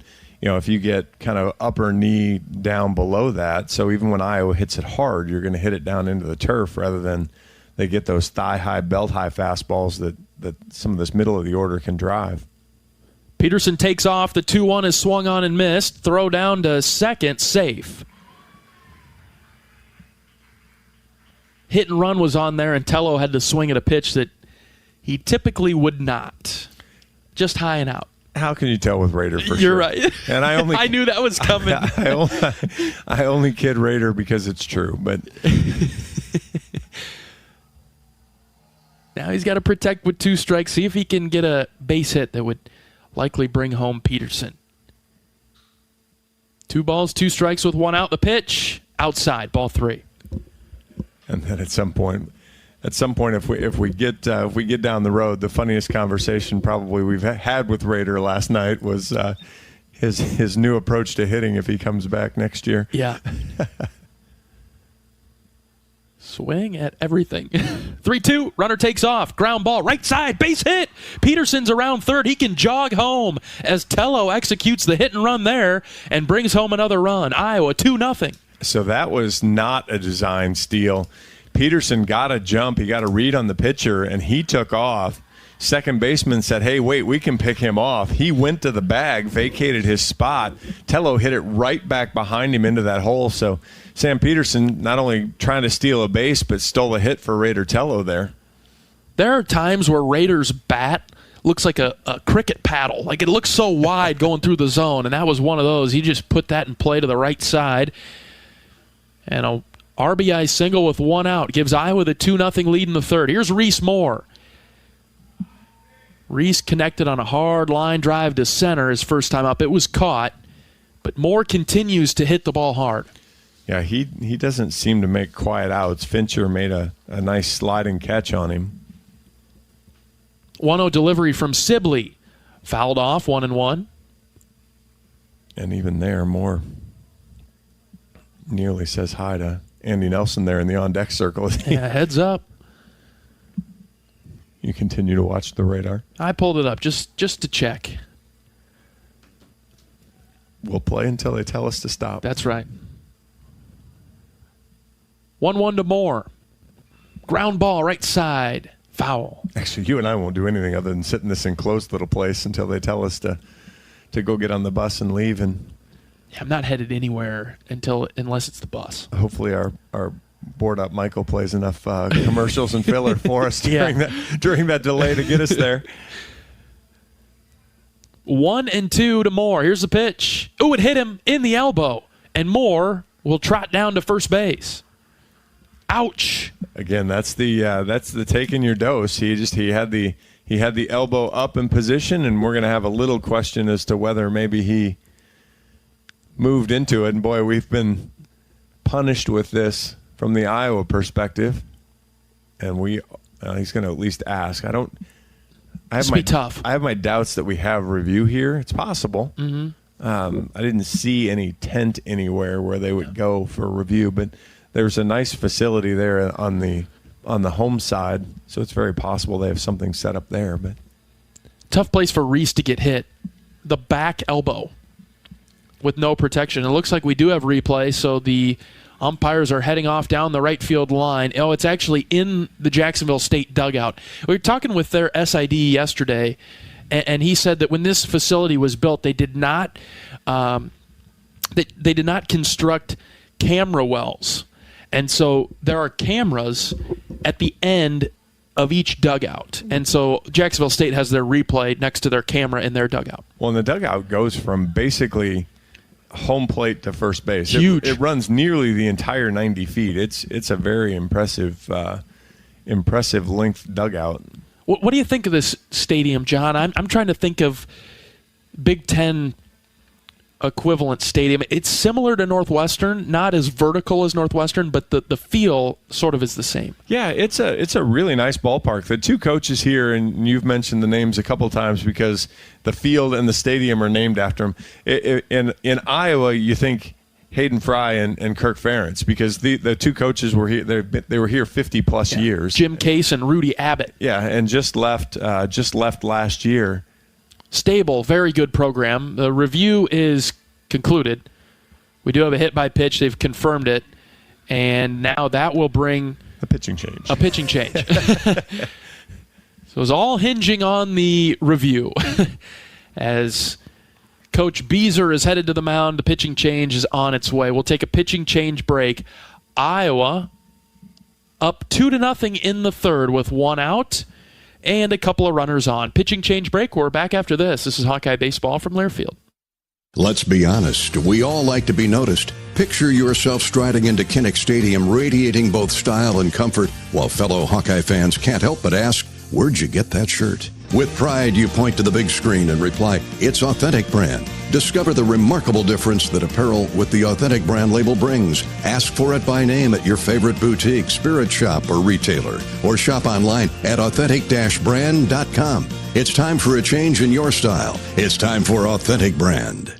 Bananas are only 39 cents a pound at Hy-Vee. That's not a sale price. That's the price with the Hy-Vee Perks membership. And 39 cents a pound is not just the price today or this week. It's the Perks price every day. With the Hy-Vee Perks membership, you can save on hundreds of products store-wide every time you shop. And count on Perks prices to stay the same.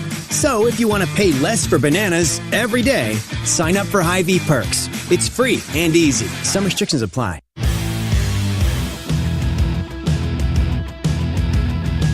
Pitching change for Jacksonville State. Iowa leading 2-0 in the top of the third. Let's pause 10 seconds for station identification. This is Iowa Hawkeye Baseball.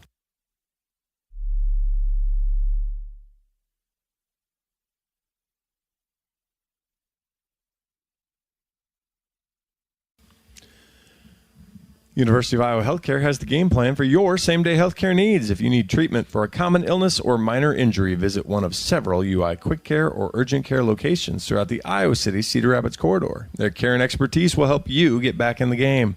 UI Healthcare is proud to sponsor your Iowa Hawkeyes. New pitcher for Jacksonville State is a right-handed junior, 5'11", from Harrisburg, Illinois, Colby Morse. Morse is listed on their positional roster as an infielder. Two-way guy. Well, they have a Creighton Morse. Well, I'm matching the number up here, and I've got Colby Morse, John. All right. Well, they have two. I'm just telling you. All right. We'll see. Are they both pitchers? What's the scoop on Colby? Well, here's a ground ball before we can get to that to the left side. Shortstop will throw it to third to get Tello out on the force. Other runners are safe. Colby has a 4.15 ERA, 4 2/3 innings now after getting that out. 5 hits, 2 runs, both earned, 2 walks, 6 strikeouts. Opponents hitting .333 against him. Fastball is going to get up there around 90, and Hawkeye hitters should not swing at the breaking stuff until he starts throwing strikes. Runners at first and second with 2 outs. Here's Hucksdorf. Long pause. Pitch to Kyle. Swing and a miss on the breaking ball. Don't swing at the breaking stuff. Easy for me to say. Yeah. Seemed pretty flat, though. Not a lot of vertical movement to it. No, but also not a strike. Right. Started low, stayed low. There's a fastball high and out to Hucksdorf. And that's a good job from Kyle, too. A lot of times after you chase a pitch, you swing at a pitch, or you take a pitch that you shouldn't take, that one was out of the zone. The fans are leaving in front of us. I don't take that as a good sign. 1 ball, 1 strike. Pitch to Kyle. Chased another breaking ball. 1-2. 2 outs. Still a couple more runs to get out on the base paths. Moore at second. Nelson at first base. Iowa leading 2-0 in the third. 1-2 to Hucksdorf. Ground ball left side. Third baseman's got it, and he'll just touch the bag for the force out there. Iowa strands 2 runners. They get another run on the board. 2-0 Iowa. Bottom of the third coming up. This is Hawkeye Baseball from Learfield. Our mission at Oak Knoll is to provide exceptional retirement living and health services through life care. I'm Steve Rowe, CEO. We are a not-for-profit life plan community and have served the Iowa City area for 57 years. Oak Knoll is located near University of Iowa hospitals and clinics, Kinnick Stadium, Carver Hawkeye Arena, Hancher Auditorium, and downtown Iowa City. Visit our website at oakknoll.com to learn more. We're a proud sponsor of Hawkeye Athletics. Go Hawks! When it comes to your health, you need the full picture. That means the right diagnosis and the right treatment right from the start. I'm Aaron Bose, pediatric neurologist with University of Iowa Healthcare.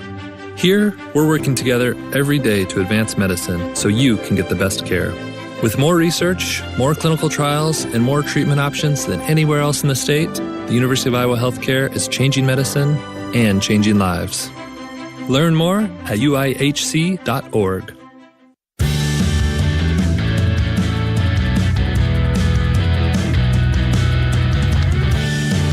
9-1-2 coming to the plate for Jacksonville State in the third. Iowa leading 2-0. We'll see Michael Dallas first up for the Gamecocks.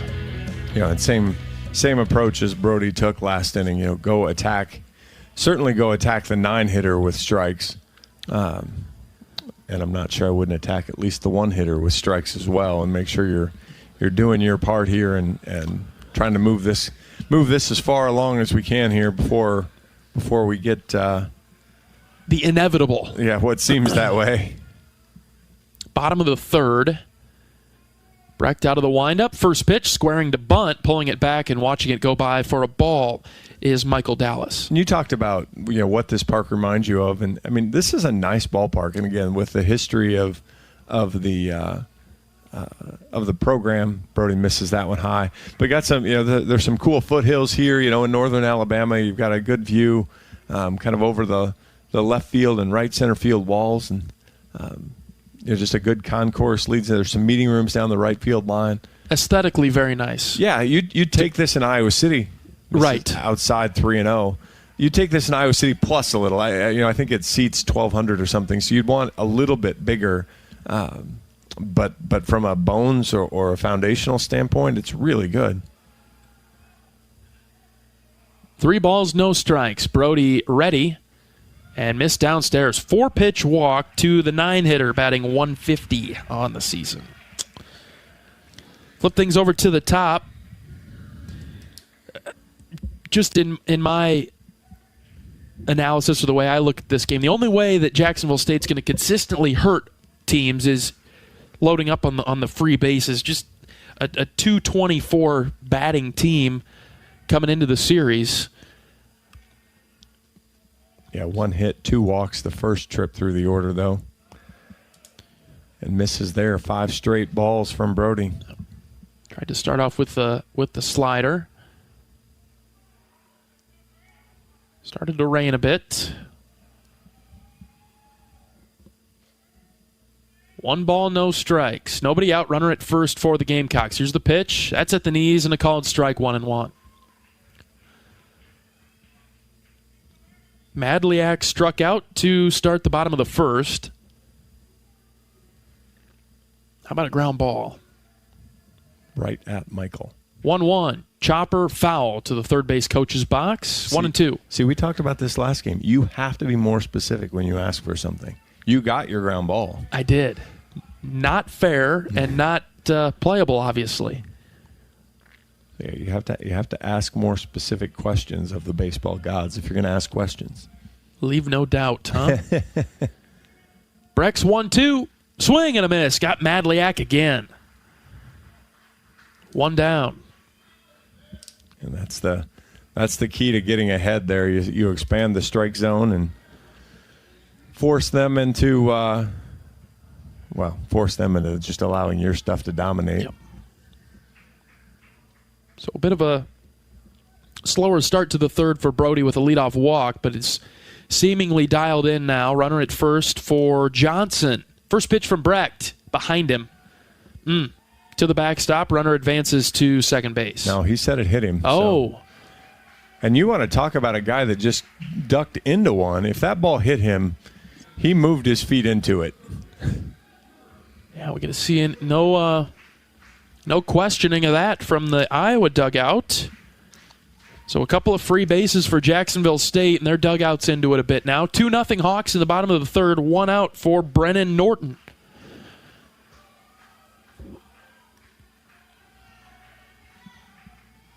Right-handed hitter.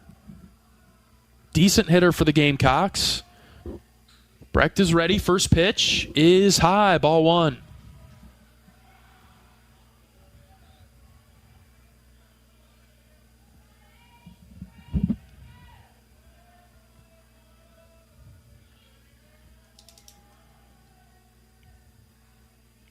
One-0 pitch, high again, ball 2.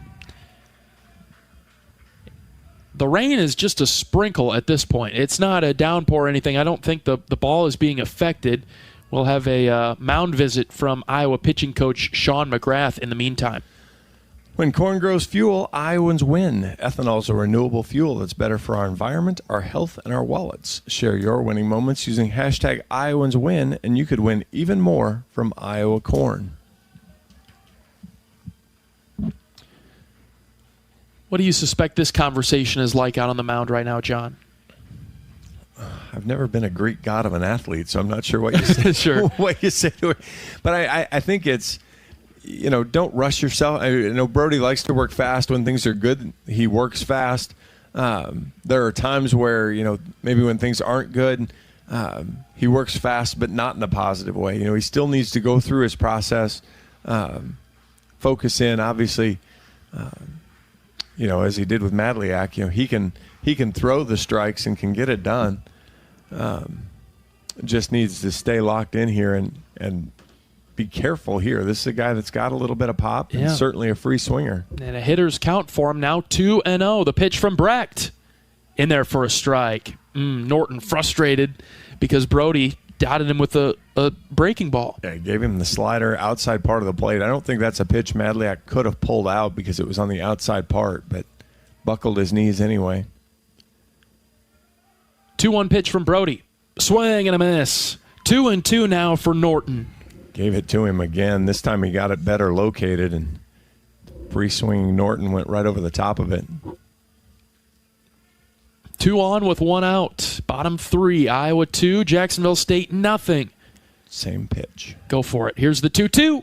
Swing and a miss. He got him. 3 in a row, John, just like that. That's a great comeback there from Brody. So whatever Coach McGrath walked out and said, he needs to bottle that and put it on a loop in case he needs to send it out to Brody's wristband. Threw that pitch 3 times in a row. And they got progressively better, too. The first one was up thigh high, belt high, and they just kept getting bottom part of the zone. Now back to a left-handed hitter with Young. Fastball inside corner for a strike. Wow, goes right back to that. And that zipped in there and popped the mid of Davis Kopp behind the plate. No balls and a strike. Brecht out of the stretch. The pause and the pitch in the dirt. Kopp knocks it down. Runners caught him between second and third. Davis throws it to second base. It's a little bit late. And he gets back safely. Great job from Kopp to block that. But a really nice job from Dallas to jam on the brakes, because he was dead man walking to third if he kept going, but he was able to get the brakes applied and hustle his way back to second base. Count even at 1. The pitch from Brecht, high and out, ball 2. Young's just a freshman. How many guys do you suppose he's seen throw like Brody? My guess would be 0. Young batting .275, 11 for 40 on the season with 11 strikeouts. Brecht comes set with the 2-1. Here it is. High and out again, ball 3. We need to rebottle that pep talk. Yep. Because after 4 straight strikes, we've thrown 3 straight balls. Big spot here for Brody to come back and not waste another at-bat. 3-1. Sliced foul over to the left side. Full count. That main road is relatively close over there. Imagine that catches its fair share of foul balls. Yeah.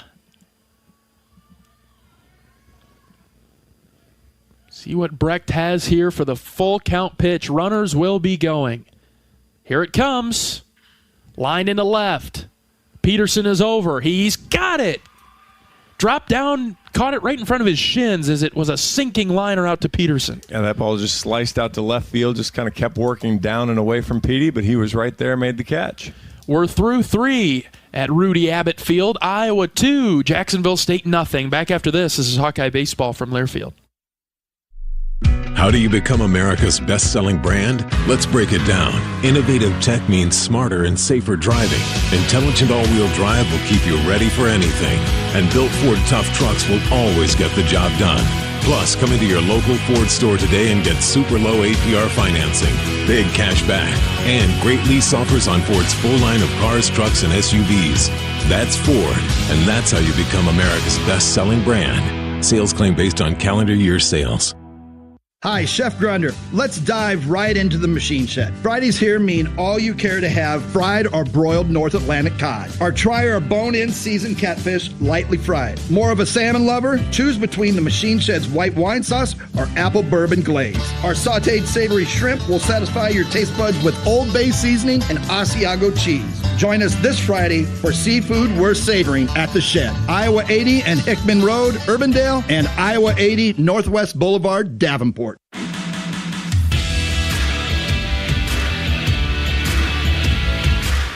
Seven, 8, 9 due up for Iowa in the 4th. Kopp, Mitchell, and Wilmus. Hawkeyes out in front 2-0. See if they can add a few more to it as we get closer to the middle innings of this one. Discipline in the strike zone. I mean, that's right now the Hawkeye hitters have to be willing to. The scouting report is screaming he's going to throw the fastball in the middle and he's not going to land the breaking ball for strikes. So if he throws 1 for a strike, fine. If you're the one unlucky guy that he happens to somehow throw 3 to, okay, Marty will probably apologize to you in the dugout. But it's just not going to happen on a consistent basis. And so, maintain some zone integrity here. Get a pitch you can drive and create some issues. Ball 1 to Davis Kopp. Bounced into a fielder's choice last time up.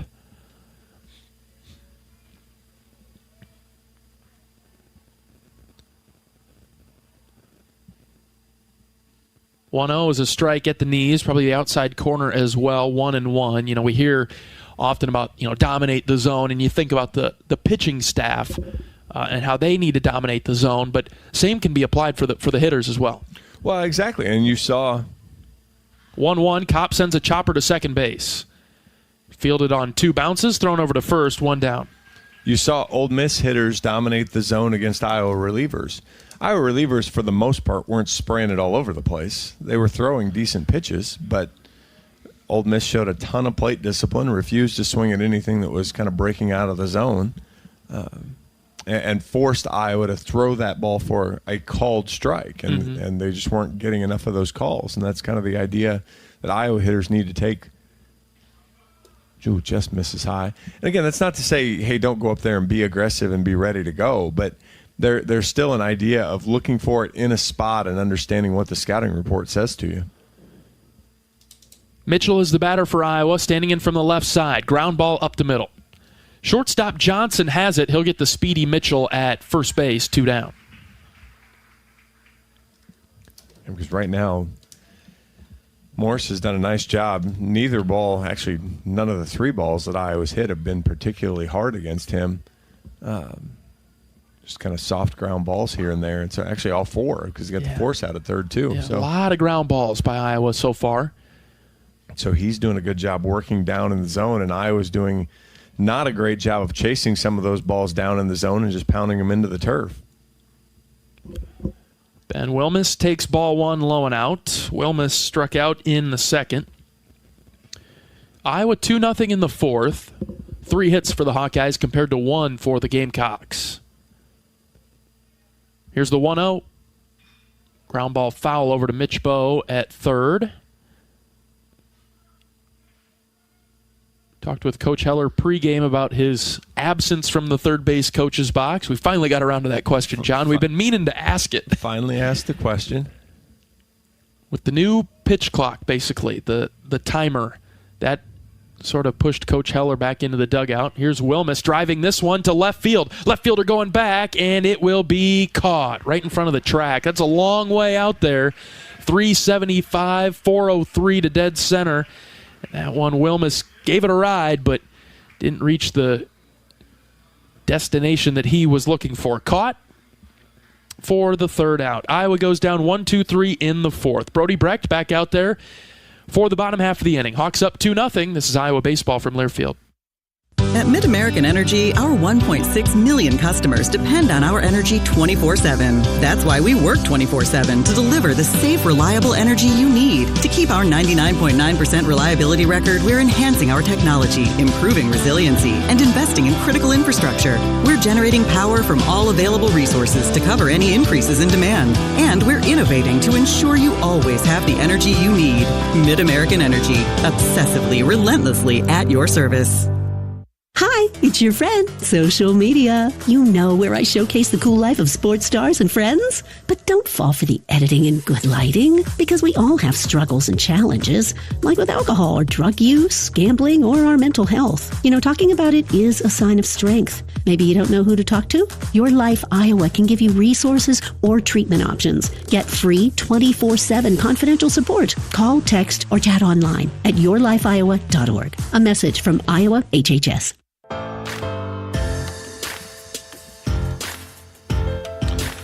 5, 6, 7, Jackson, Collins, and Fincher coming to the plate for the Gamecocks in the bottom of the fourth. Iowa leads it 2-0. You know, some good and some okay at bats. You know, Ben obviously hit that ball hard as a loud out, and that was really the first really well hit ball off Colby Morse, and it'll be interesting to see if they try to squeeze some more out of him.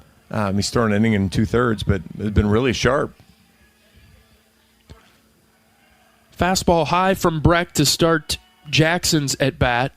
Can visually see the rain coming down now, so probably only a matter of time, but Brody can work through this part. Check swing, and Jackson went around. That's a strike. It's 2-0, but it feels like Iowa is certainly in control. Well, but that being said, you're a walk and a big hit away from being tied, and so yeah, that would be the reality, despite the feeling. The feeling is that it's in control, but the reality is, you know, a bloop and a blast and a little bit of trouble here. 2-1, the pitch from Brecht in the dirt, ball 3. Now the good news is, after Jackson, none of these 4 guys are likely to hit a blast. But that being said, you've got to throw strikes. Mm-hmm. Brody has 6 strikeouts. He's walked 2. Make it 3 as he misfires high there. Ball 4, Jackson walks to lead off the bottom of the fourth. You know, I don't know if we'll see him maybe play a little short game here, maybe try to bunt you cut the lead in half. Still going to depend on somebody at some point making contact and helping you out to drive in a run. But wouldn't be surprised. Maybe you get a little wet ball, wet turf. We saw Iowa have some trouble with that at Ole Miss. Collins squares to bunt, bunts it right back to Brody. Brody picks it up. His only play is to first base, and the throw is wide of the bag. Took the glove off of Nelson. Runners at the corners now for the Gamecocks. You were right on with that, John. Brody did. He learned something. He did a better job coming off the mound. He set his feet, but unfortunately he threw a little bit of a cutter into the runner.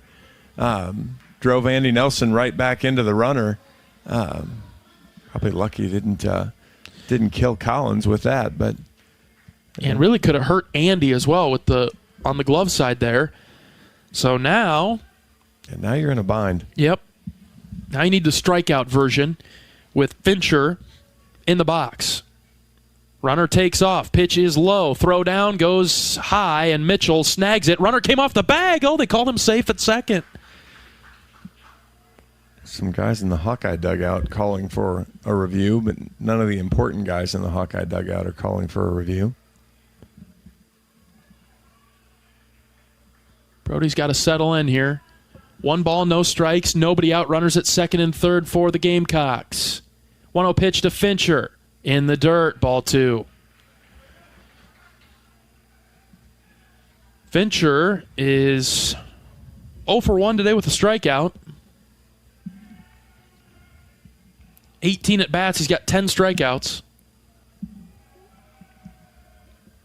We're going to leave it there. We're going to leave that there. 2 balls, no strikes.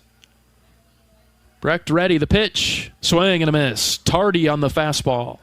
Yeah, he certainly seems overmatched at this point, but again, you're only overmatched by strikes. If you're willing to stand there and take balls, then yep. And boy, he's certainly, you would think, have a red light here. 2-1. Fouled it back to the screen, 2-2. He swung it the 2-0 and the 2-1 pitch.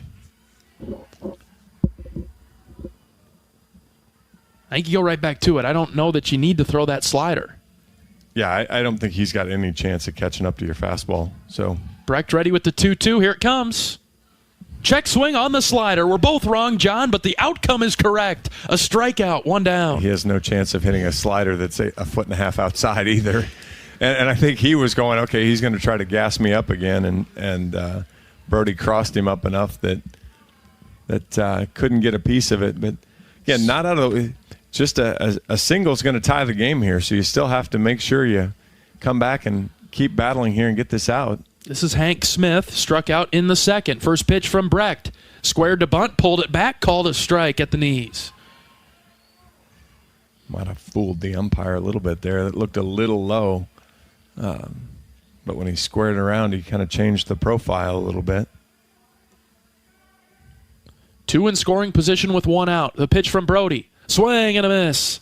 Floor dropped underneath of that pitch from Brody. Great spot. No balls, 2 strikes.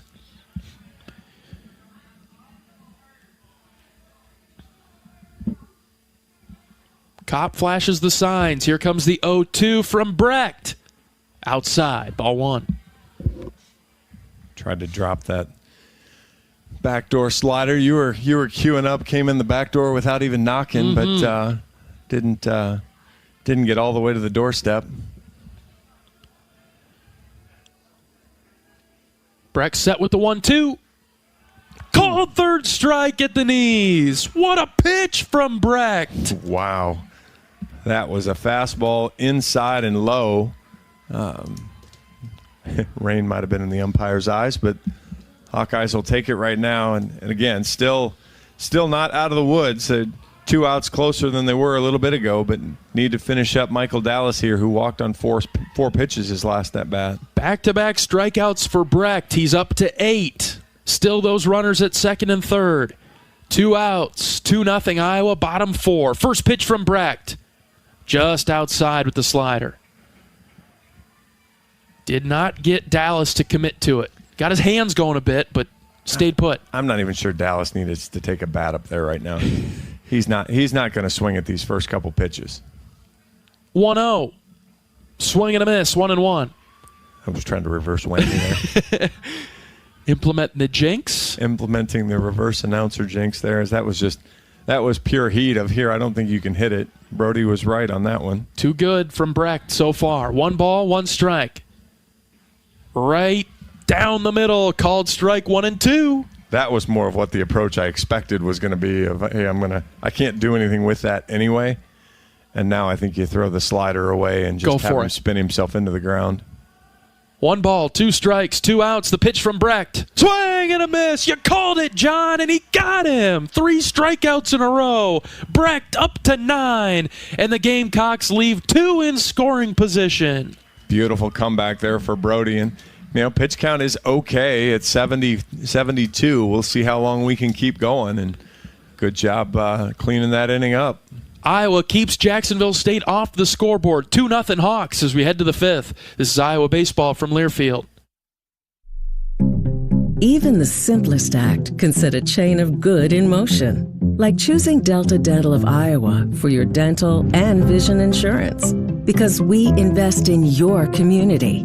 So whether you get your plan at work or purchase it through us, you make a difference for others. Visit sharinghealthysmiles.com and choose Delta Dental for your smile, for your health, and for your community. American Equity salutes today's hero of the game. As a proud sponsor of the ongoing recognition of our military during Hawkeye games this season, please join American Equity in thanking all who have served our country. American Equity is more than just retirement savings and income products. They are committed to providing you best-in-class service and high-quality retirement income that helps deliver the independence to dream and reach your goals. To learn more about American Equity, please visit their website at american-equity.com.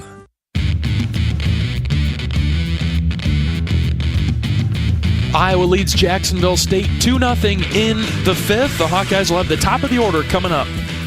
At the game or at home, Wimmer's premium quality hot dogs and sausages will score with family and friends. Take the highest quality beef and pork, and you get the best tasting hot dog. Wimmer's, the official hot dog of the Hawkeyes. New pitcher into the game for the Gamecocks, a left-hander, 6'3", senior from Tuscaloosa, Kyle Chastain. 5 appearances on the year. He's 0-1, 5 1/3 innings, 3 hits, 4 runs have all been earned, 3 walks, 6 strikeouts. Opponent's only hitting 167 against him, but he has hit 3 batters as well. Fastball's going to be middle 80s, but boy, he's the guy that wants you to chase again. Big, loopy curveball's going to be under 70 miles an hour. Wow. And so you just, again, this is a test to Hawkeye hitter discipline right now. Michael Seegers gets the first look at him. Fastball in there for a strike. 0-1. We've touched on it a couple times so far, but just how do you view Iowa's approach so far? It's got to be difficult seeing a new pitcher almost every inning so far. Well, and I talked to Sam Peterson about that after one of the games, fouled straight back.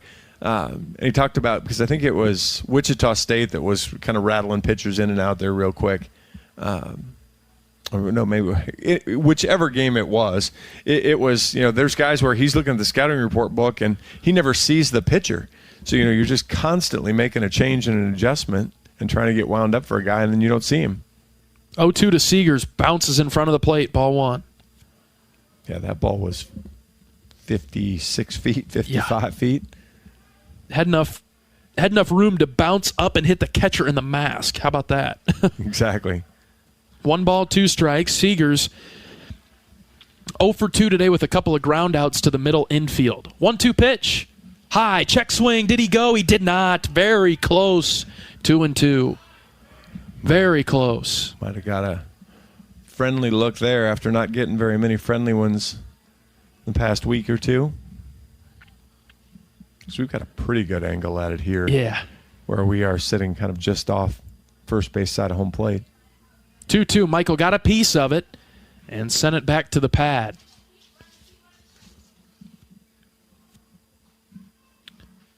Yeah, Chastain, a little over a strikeout an inning.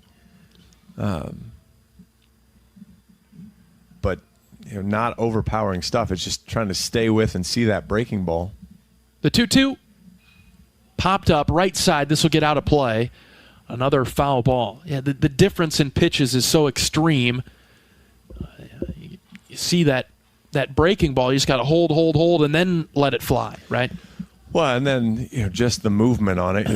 It's not easy to see to lead the ball as it's coming in on that loop. Another 2-2, another foul ball. Good at bat by Seegers right now as he's trying to time one up and figure one out that he can drive. And, I mean, with that type of speed differential, you do have a little bit of time to regroup if you're kind of geared up to fastball and, hey, wait, that's not it, and you back off to it to just try to stick with that breaking ball. Michael puts this one in play. Fly ball to right. Young is underneath it. He's got it for the first out of the 5th inning. And like we talked about in the midweek game, there's a lot of times where you go, hey, that's a great at-bat. Didn't get anything out of it, but drove the pitch count up. Right. We may not care about that quite as much today as this from the Jacksonville State side certainly has a midweek feel to it. Just kind of a backwards way that has been done, because Iowa was expecting it to go this way, right, where they just sort of piece a number of arms together. I don't know if Jacksonville State has a traditional starter where they expect somebody to go 5 or 6. I think they have a couple. Yeah, the Jackson Sleeper was who Iowa expected to go, but neither starter that's started multiple games for Jack State has still pitched very many innings. You're talking about both of those starters, 3 and 4 starts, and they're under 12 innings, so they're not getting deep into games anyway. 2-0 to Peterson's in the dirt, ball 3. When you look at – go ahead, John. Well, I was just saying, the strategy's really, if you can keep a game, 3-2, if you can be in a game, then you go to your better bullpen arms like we talked about early, and they're just kind of piecing the game together that way. When they get a chance to steal one, they're going to try to jump on it and take it. 3-0 to Peterson is downstairs, ball 4, a 1-out walk for Sam. You just look at Jacksonville State. They've used 17 pitchers this year.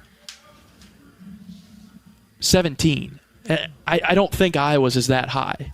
I know the Hawks have used a full amount of the bullpen, a fair amount of the bullpen, but I don't believe it's 17. And you've got 5 pitchers that have bullpen or have ERAs 6 pitchers that have ERAs north of 6, but it means the rest of them are all, at least from the relief corps, there's that big looping breaking ball, are all slightly over 4 to all the way down to 0 from Sibley that we saw earlier. So they've done a pretty decent job with this approach of not overextending guys. Just, hey, I need you in this spot. Go get me this. Yeah. Somehow it's worked. Yeah, and they've kind of done it. I mean, it's obviously their record isn't great right now, but with I guess one exception, they haven't been blown out of a game. They lost to South Alabama on the last game of the close play at first on the pickoff attempt. On the last game, 11-1, but and then had one slugfest that they won 13-9. But otherwise, they've done a pretty good job pitching and staying in games. No balls and a strike to Tello. Here's the next pitch. Rader grounds it foul past Mitch Bowe down the third base line. 2 breaking balls to Rader. Oh, he waited as long as he could on that one, too, and was still well in advance of it. That's tough.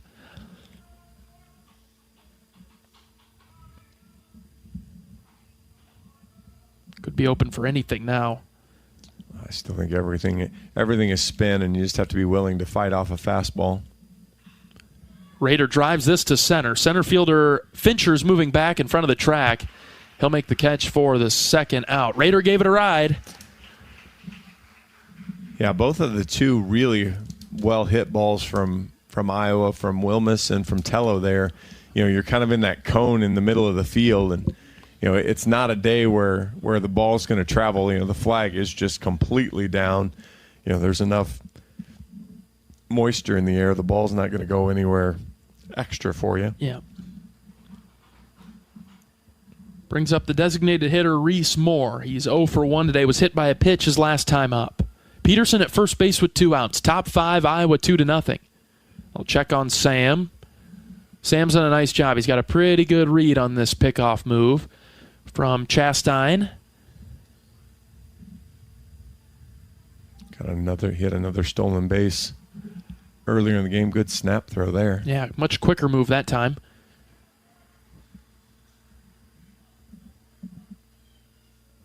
Stolen base for Petey was his 10th. Petey takes off. Pitch is high and out. Throw is into center field. And Peterson is safe at second base. In scoring position now. Peterson and Johnson, a minor collision. They exchange pleasantries. Yeah, I think Petey might have been able to jump up, but I think the helmet kind of caught him in the knee, so he was probably a little didn't need to necessarily jump right up and take off running, and so kind of stayed camped there. 1 ball, no strikes to Moore. Runner in scoring position with 2 outs. Here's the pitch to Reese, high and out. Hadliak does a really nice job of trying to turn that pitch in and get the frame out of it, but tips his glove all the way down after he catches it. It's more flexibility in his wrist than I have. Hitters count for Moore. Here's the 2-0. Breaking ball downstairs, ball 3. Andy Nelson's on deck. Like to see Andy get an opportunity with a couple runners on. Would not be against that. Hawks 2 for 6 with runners in scoring position here early in the game. Guess we're halfway through the game at this point. Making it farther than I thought. Here's the 3-0. Free swinging, and Moore comes up empty there, 3-1 now. He got the fastball up letter high, and he went after it. Well, but and this weather's exactly why you play the game, because if we'd have been sitting at the hotel at 1:30 going, man, it hasn't rained at all. Right. 3-1. That's too high. Ball 4. I mean, I know we were all skeptical. I know the Iowa dugout was a little worried about starting Brody and throwing 15 pitches and having the game wash out, but this is why you do it, and we've seen enough already from this pitcher. Jacksonville State making a pitching change.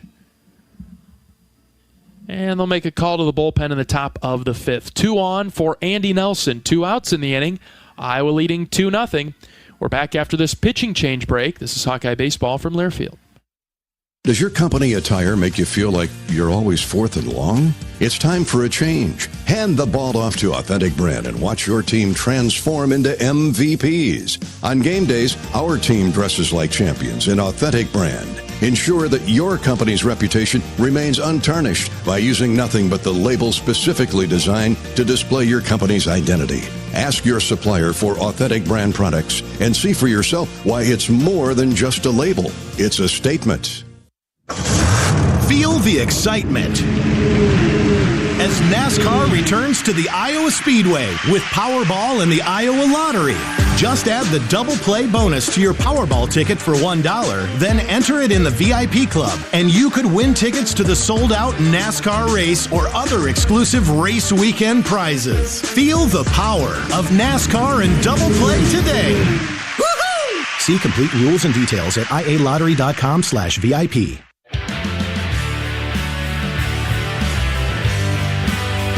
John Evans and John Leo in the broadcast booth at Rudy Abbott Field, Jim Case Stadium in Jacksonville, Alabama. Hawks out in front 2-0 in the 5th.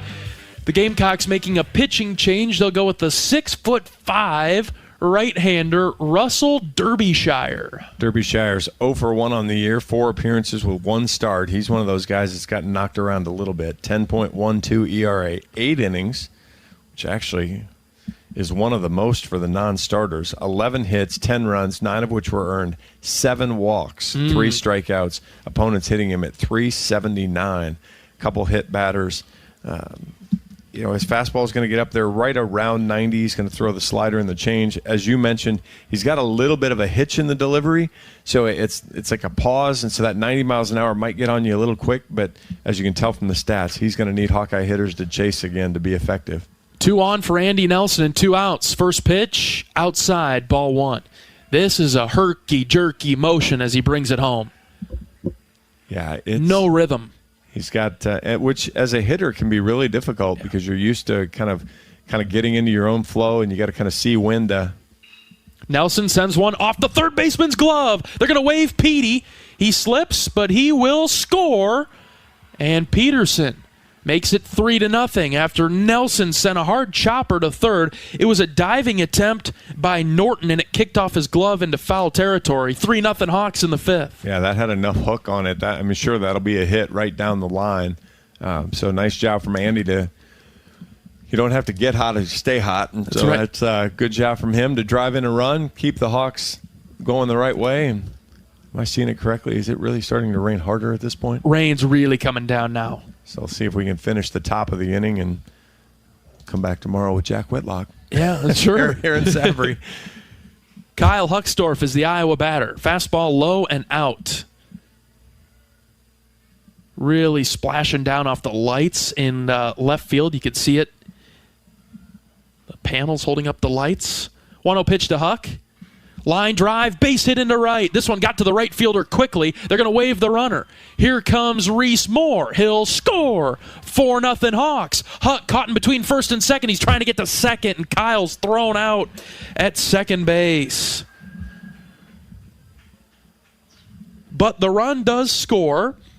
It's 4-0 Iowa in the fifth. Yeah, first one will count. Second one, which was trying to come in then when the throw went to second, didn't get to the plate in time. So Hawks will get one there to take a 4-0 lead now. Bottom of the fifth coming up. We're back after this. This is Hawkeye Baseball from Learfield. Nestled on the rolling greens of the iconic Finkbine Golf Course, Bumps Restaurant is open to the public year-round. Whether you're swinging by after a round of golf or just in the neighborhood, Bumps is your go-to spot for scrumptious sandwiches, shareable appetizers, and mouth-watering pizzas. Quench your thirst with our selection of local craft beers, or let our full bar serve you a refreshing cocktail to toast to your game, or just because it's 5 o'clock somewhere. Our happy hour from 2 to 6 p.m. is the perfect 19th hole. Be sure to follow us on Facebook and Instagram to catch our latest daily specials. And here's a little insider secret just for our radio listeners. Thursdays are not to be missed at Bumps Restaurant. It's BOGO Happy Hour. Buy one, get one free on select beverages from our happy hour menu. Whether you're a diehard golfer or just love a great meal with a view, Bumps Restaurant at Finkbine Golf Course is your destination. We're currently open Wednesday through Saturday. Swing on by today. Bumps at Finkbine Golf Course. Great food, great drinks, and the best views in town. See you at Bumps.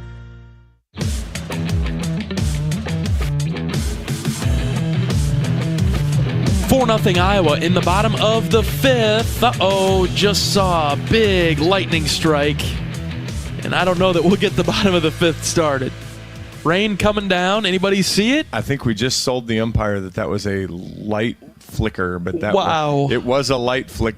There's the big thunderclap. And that'll pull the teams off the field. Couldn't quite get the bottom of the fifth started, John. Madliak wants Brody to throw him the pitch. I like this guy. Madliak's still standing in the box. Come on.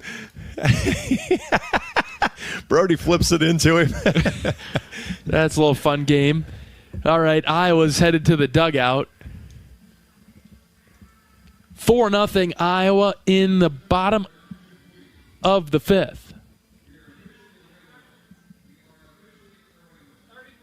And it'll be a 30-minute rain delay. Yeah, the best you can do with the lightning strike. So yeah, we'll see. We'll see how long that holds. There was some word that that play would be immediately suspended until tomorrow at the first sign of a delay, but we'll see if they continue with that way of thinking. For now, it'll be a 30-minute rain delay. Bottom of the fifth. Iowa leading 4-0. We'll take a bonus break. We'll be back right after this. This is Hawkeye Baseball from Learfield. At MidAmerican Energy, our 1.6 million customers depend on our energy 24/7. That's why we work 24/7 to deliver the safe, reliable energy you need. To keep our 99.9% reliability record, we're enhancing our technology, improving resiliency, and investing in critical infrastructure. We're generating power from all available resources to cover any increases in demand. And we're innovating to ensure you always have the energy you need. MidAmerican Energy, obsessively, relentlessly at your service. Our mission at Oak Knoll is to provide exceptional retirement living and health services through life care. I'm Steve Rowe, CEO. We are a not-for-profit life plan community and have served the Iowa City area for 57 years. Oaknall is located near University of Iowa hospitals and clinics, Kinnick Stadium, Carver Hawkeye Arena, Hancher Auditorium, and downtown Iowa City. Visit our website at oaknall.com to learn more. We're a proud sponsor of Hawkeye Athletics. Go Hawks!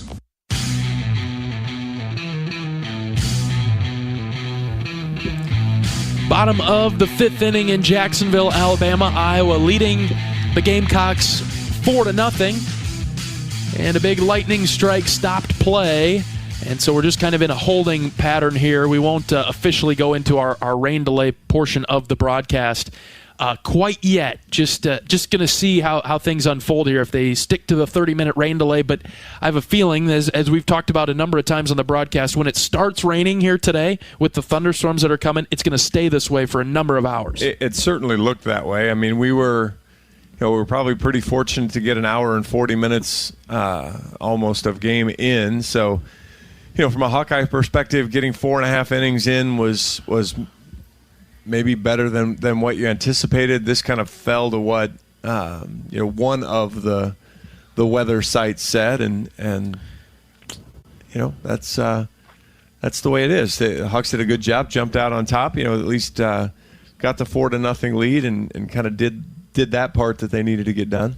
For now, the Hawkeyes occupying their dugout, not heading to any bus or anything like that yet? Well, and that's what, we were talking about it earlier. From the visitor perspective, the dugout is huge, so they can spread out a little bit, but there's no real cover. There's 5 or 6 feet of shelter over top of the bench, but then there's no clubhouse here. There's a walkway that leads back out toward the bus, and so there isn't really any area for an extended delay. If they're not going to tell Iowa, hey, we're going to wait a half hour, you're going to wait another half hour, and 2 hours later restart the game after Iowa's been sitting in the dugout the whole time, while Jack State has been able to kind of retire back to their players area that connects to their dugout. So there's no stack in the Hawkeyes in the little tunnel that goes from the outdoor entrance into the dugout, right? Right, and even from not a tornado shelter, right? And from a fan perspective, there's limited shelter here as well, and so right now I can, the people I can see are all kind of under the roofed concourse, but the one upside is, as opposed to last weekend where we had the dirt infield, we are 100% turf here, so. Even the quote-unquote dirt base paths are turf. And so if it were to stop, play is easier to resume. You're not even going to have an issue in the outfield with accumulation in corners or anything like that. But, again, our window to play was 10-2 today, and we started halfway through that window. And Here we are. 4-0 Iowa in the bottom of the fifth. We'll take a 2-minute break. We'll be back right after this. This is Hawkeye Baseball from Learfield. The silly moments, the proud moments, even the hard moments, they're what make life remarkable. And they're why Wellmark Blue Cross and Blue Shield is here for every moment. Committed to making healthcare better, more affordable, with more choices for care. And service and coverage that give you peace of mind no matter what comes your way. So you can show up for every tender moment, every brave moment, and every wouldn't miss it for the world moment, knowing that Blue is here for you. Go to Wellmark.com/every moment to find a plan right for you. Want to test drive U.S. Cellular's award-winning network? It's free for 30 days. Want to test drive U.S. Cellular even faster? Just get a race car driver to be your personal chauffeur. Just let me buckle my... Whoa! Hey, my calls and data work great out here. Test drive U.S. Cellular free for 30 days. Named the leader in 5G coverage in Iowa. You can pull over now, please. U.S. Cellular, built for us. Terms apply. Awards based on open signal independent data. Visit uscellular.com for details. If you or someone you know is having thoughts of suicide, experiencing a mental health or substance use crisis, or just need someone to listen, 988 provides a direct connection to free, confidential, and compassionate support. When you call, text, or chat 988, you'll be quickly connected to trained crisis counselors who will listen to your concerns, provide support, and connect you to additional resources if needed. There is hope. You are not alone. For 24/7 support, call or text 988 or chat 988lifeline.org. If you've got the right tools and the friendly people at U.S. Bank in your corner, making smarter money choices is a piece of cake. If only our tools and helpful advisors could have helped you avoid some of those not-so-smart choices in life. Like that time you tried to pick up unicycling. Whoa, coming through! Or when you thought it'd be okay to pet that squirrel in the park. Good squirrel, good squirrel. While we can't help you with all that, we can help you bank smartly at usbank.com/smarter together. Member FDIC.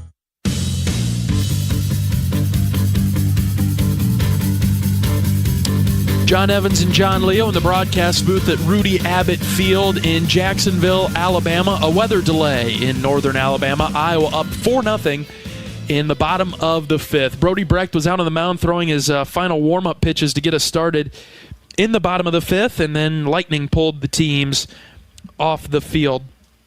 Iowa scored a run in the second, a run in the third, and 2 in the fifth to get out to this 4-0 lead. I guess as we sort of halfway summarize this to this point, John, what have you seen from the Hawkeyes? Far more good than bad. You're always still looking for a little bit more. I think if you were, Iowa's what now? 3.5 times through the order. You've probably had a higher percentage of good quality at bats there. It doesn't feel like there's been too many given away. Iowa's kind of run through and done a decent job. And really every time that Jack State's made a pitching change, Iowa's done a really good job of jumping on it. Gable Mitchell got a hit right away. Andy Nelson got a hit right away on a pitching change move there. Both of those guys drove in runs. So, from that perspective, a pretty good job. You've got Brody sitting at 72 pitches through 4, which normally we'd care a lot more about than we do now because we're probably not going to get another inning here. If we get the 30 minutes, then Brody can probably come back out and throw again. You start getting too much longer than that, and he's not going to be able to throw again. Brody with just the one hit, it was a good sharp single there from one of the better hitters on Jack State. It was Norton singled right back up the middle. But again, it's still we kind of talked about it. Brody gets the first 2 guys get on with the 4-pitch walk and the bunt, and then Brody's just untouchable then when he comes back with the next guys and strikes out the next 3 hitters. And so, maybe it's like we talk about with the Hawkeye defense a little bit. We're a little bit spoiled after watching Brody the last couple of years of we just expect him to be superhuman every time he takes the ball and throws a pitch. Right. And, that's probably not fair and or realistic either. Rainy day in Jacksonville, Alabama. Now Iowa leading 4-0 in the bottom of the fifth. We're in a weather delay. We'll take another break. We'll be back right after this. This is Hawkeye Baseball from Learfield. The silly moments, the proud moments, even the hard moments. They're what make life remarkable. And they're why Wellmark Blue Cross and Blue Shield is here for every moment. Committed to making healthcare better, more affordable, with more choices for care. And service and coverage that give you peace of mind no matter what comes your way. So you can show up for every tender moment, every brave moment, and every wouldn't miss it for the world moment. Knowing that Blue is here for you. Go to Wellmark.com/every moment to find a plan right for you. Want to test drive U.S. Cellular's award-winning network? It's free for 30 days. Want to test drive U.S. Cellular even faster?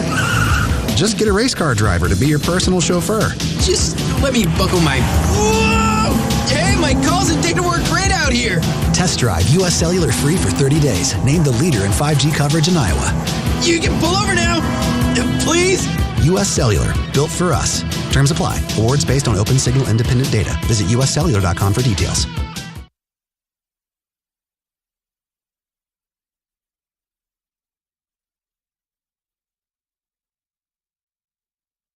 Iowa out in front of Jacksonville State 4-0. We'll go into our weather delay, our rain delay protocol. We'll come back at 2:05 Central Time. 2:05 Central Time. We'll give you an update on the Hawkeye Radio Network. Iowa 4, Jacksonville State 0 in the bottom of the fifth in a weather delay. Back in just a moment. This is Hawkeye Baseball from Learfield. The silly moments, the proud moments, even the hard moments. They're what make life remarkable. And they're why Wellmark Blue Cross and Blue Shield is here for every moment. Committed to making healthcare better, more affordable, with more choices for care. And service and coverage that give you peace of mind no matter what comes your way. So you can show up for every tender moment, every brave moment, and every wouldn't miss it for the world moment, knowing that Blue is here for you. Go to Wellmark.com/every moment to find a plan right for you. Want to test drive U.S. Cellular's award-winning network? It's free for 30 days. Want to test drive U.S. Cellular even faster? Just get a race car driver to be your personal chauffeur. Just let me buckle my... Whoa! Hey, my calls and data work great out here. Test drive U.S. Cellular free for 30 days. Named the leader in 5G coverage in Iowa. You can pull over now. Please? U.S. Cellular. Built for us. Terms apply. Awards based on open signal independent data. Visit uscellular.com for details. If you or someone you know is having thoughts of suicide, experiencing a mental health or substance use crisis, or just need someone to listen, 988 provides a direct connection to free, confidential, and compassionate support. When you call, text, or chat 988, you'll be quickly connected to trained crisis counselors who will listen to your concerns, provide support, and connect you to additional resources if needed. There is hope. You are not alone. For 24/7 support, call or text 988 or chat 988lifeline.org. If you've got the right tools and the friendly people at U.S. Bank in your corner, making smarter money choices is a piece of cake. If only our tools and helpful advisors could have helped you avoid some of those not-so-smart choices in life. Like that time you tried to pick up unicycling. Whoa, coming through! Or when you thought it'd be okay to pet that squirrel in the park. Good squirrel, good squirrel. While we can't help you with all that, we can help you bank smartly at usbank.com/smarter together. Member FDIC.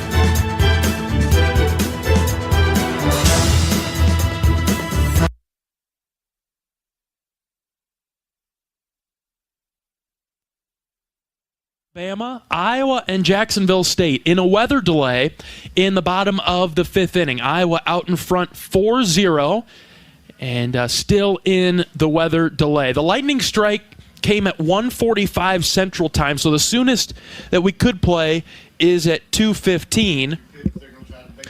And we're going to try to get the players back on the field to play at 2:15. It's still raining, but haven't had a lightning strike since then, so we're going to try to play this as far as we can, beginning at 2:15. So we'll go into that rain delay break again until 2:15, and that's when we'll be back and trying to resume action. We'll have further updates at 2:15. We're back after this. This is Hawkeye Baseball from Learfield.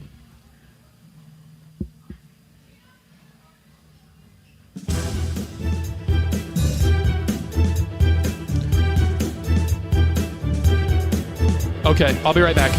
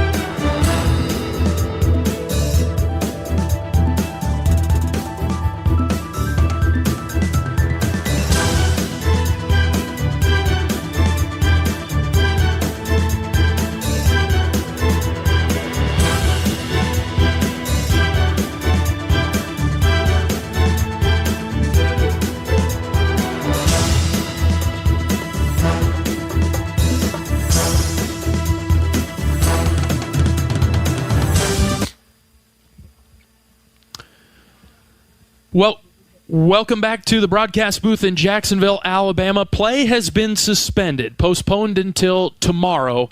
The series opener with Jacksonville State. Iowa leads 4-0 in the bottom of the fifth, but that's all the action that will take place today. We'll resume tomorrow, Saturday, at 2 p.m. We'll pick this game up tomorrow at 2 p.m. We will finish this game up right where we left off in the bottom of the fifth with Iowa leading 4-0.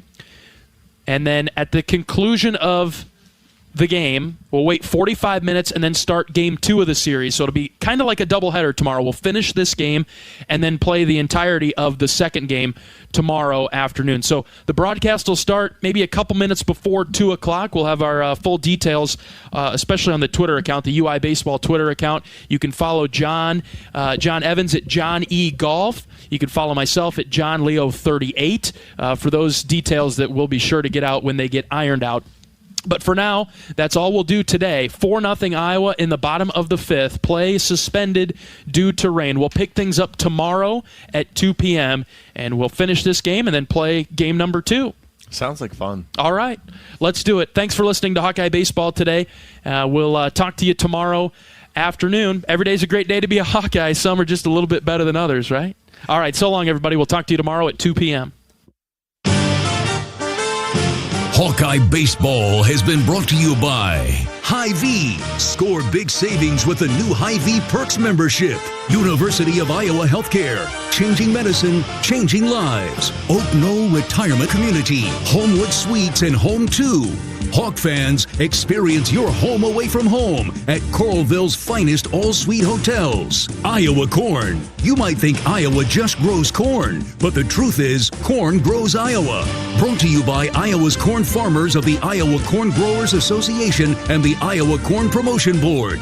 Also brought to you by Mediacom, home of extreme and 1 gig internet speeds. Wimmer's Meats, the official hot dog of the Hawkeyes. Travel Leaders, Destinations Unlimited, the official travel partner of the Hawkeyes. And by Bud & Mary's.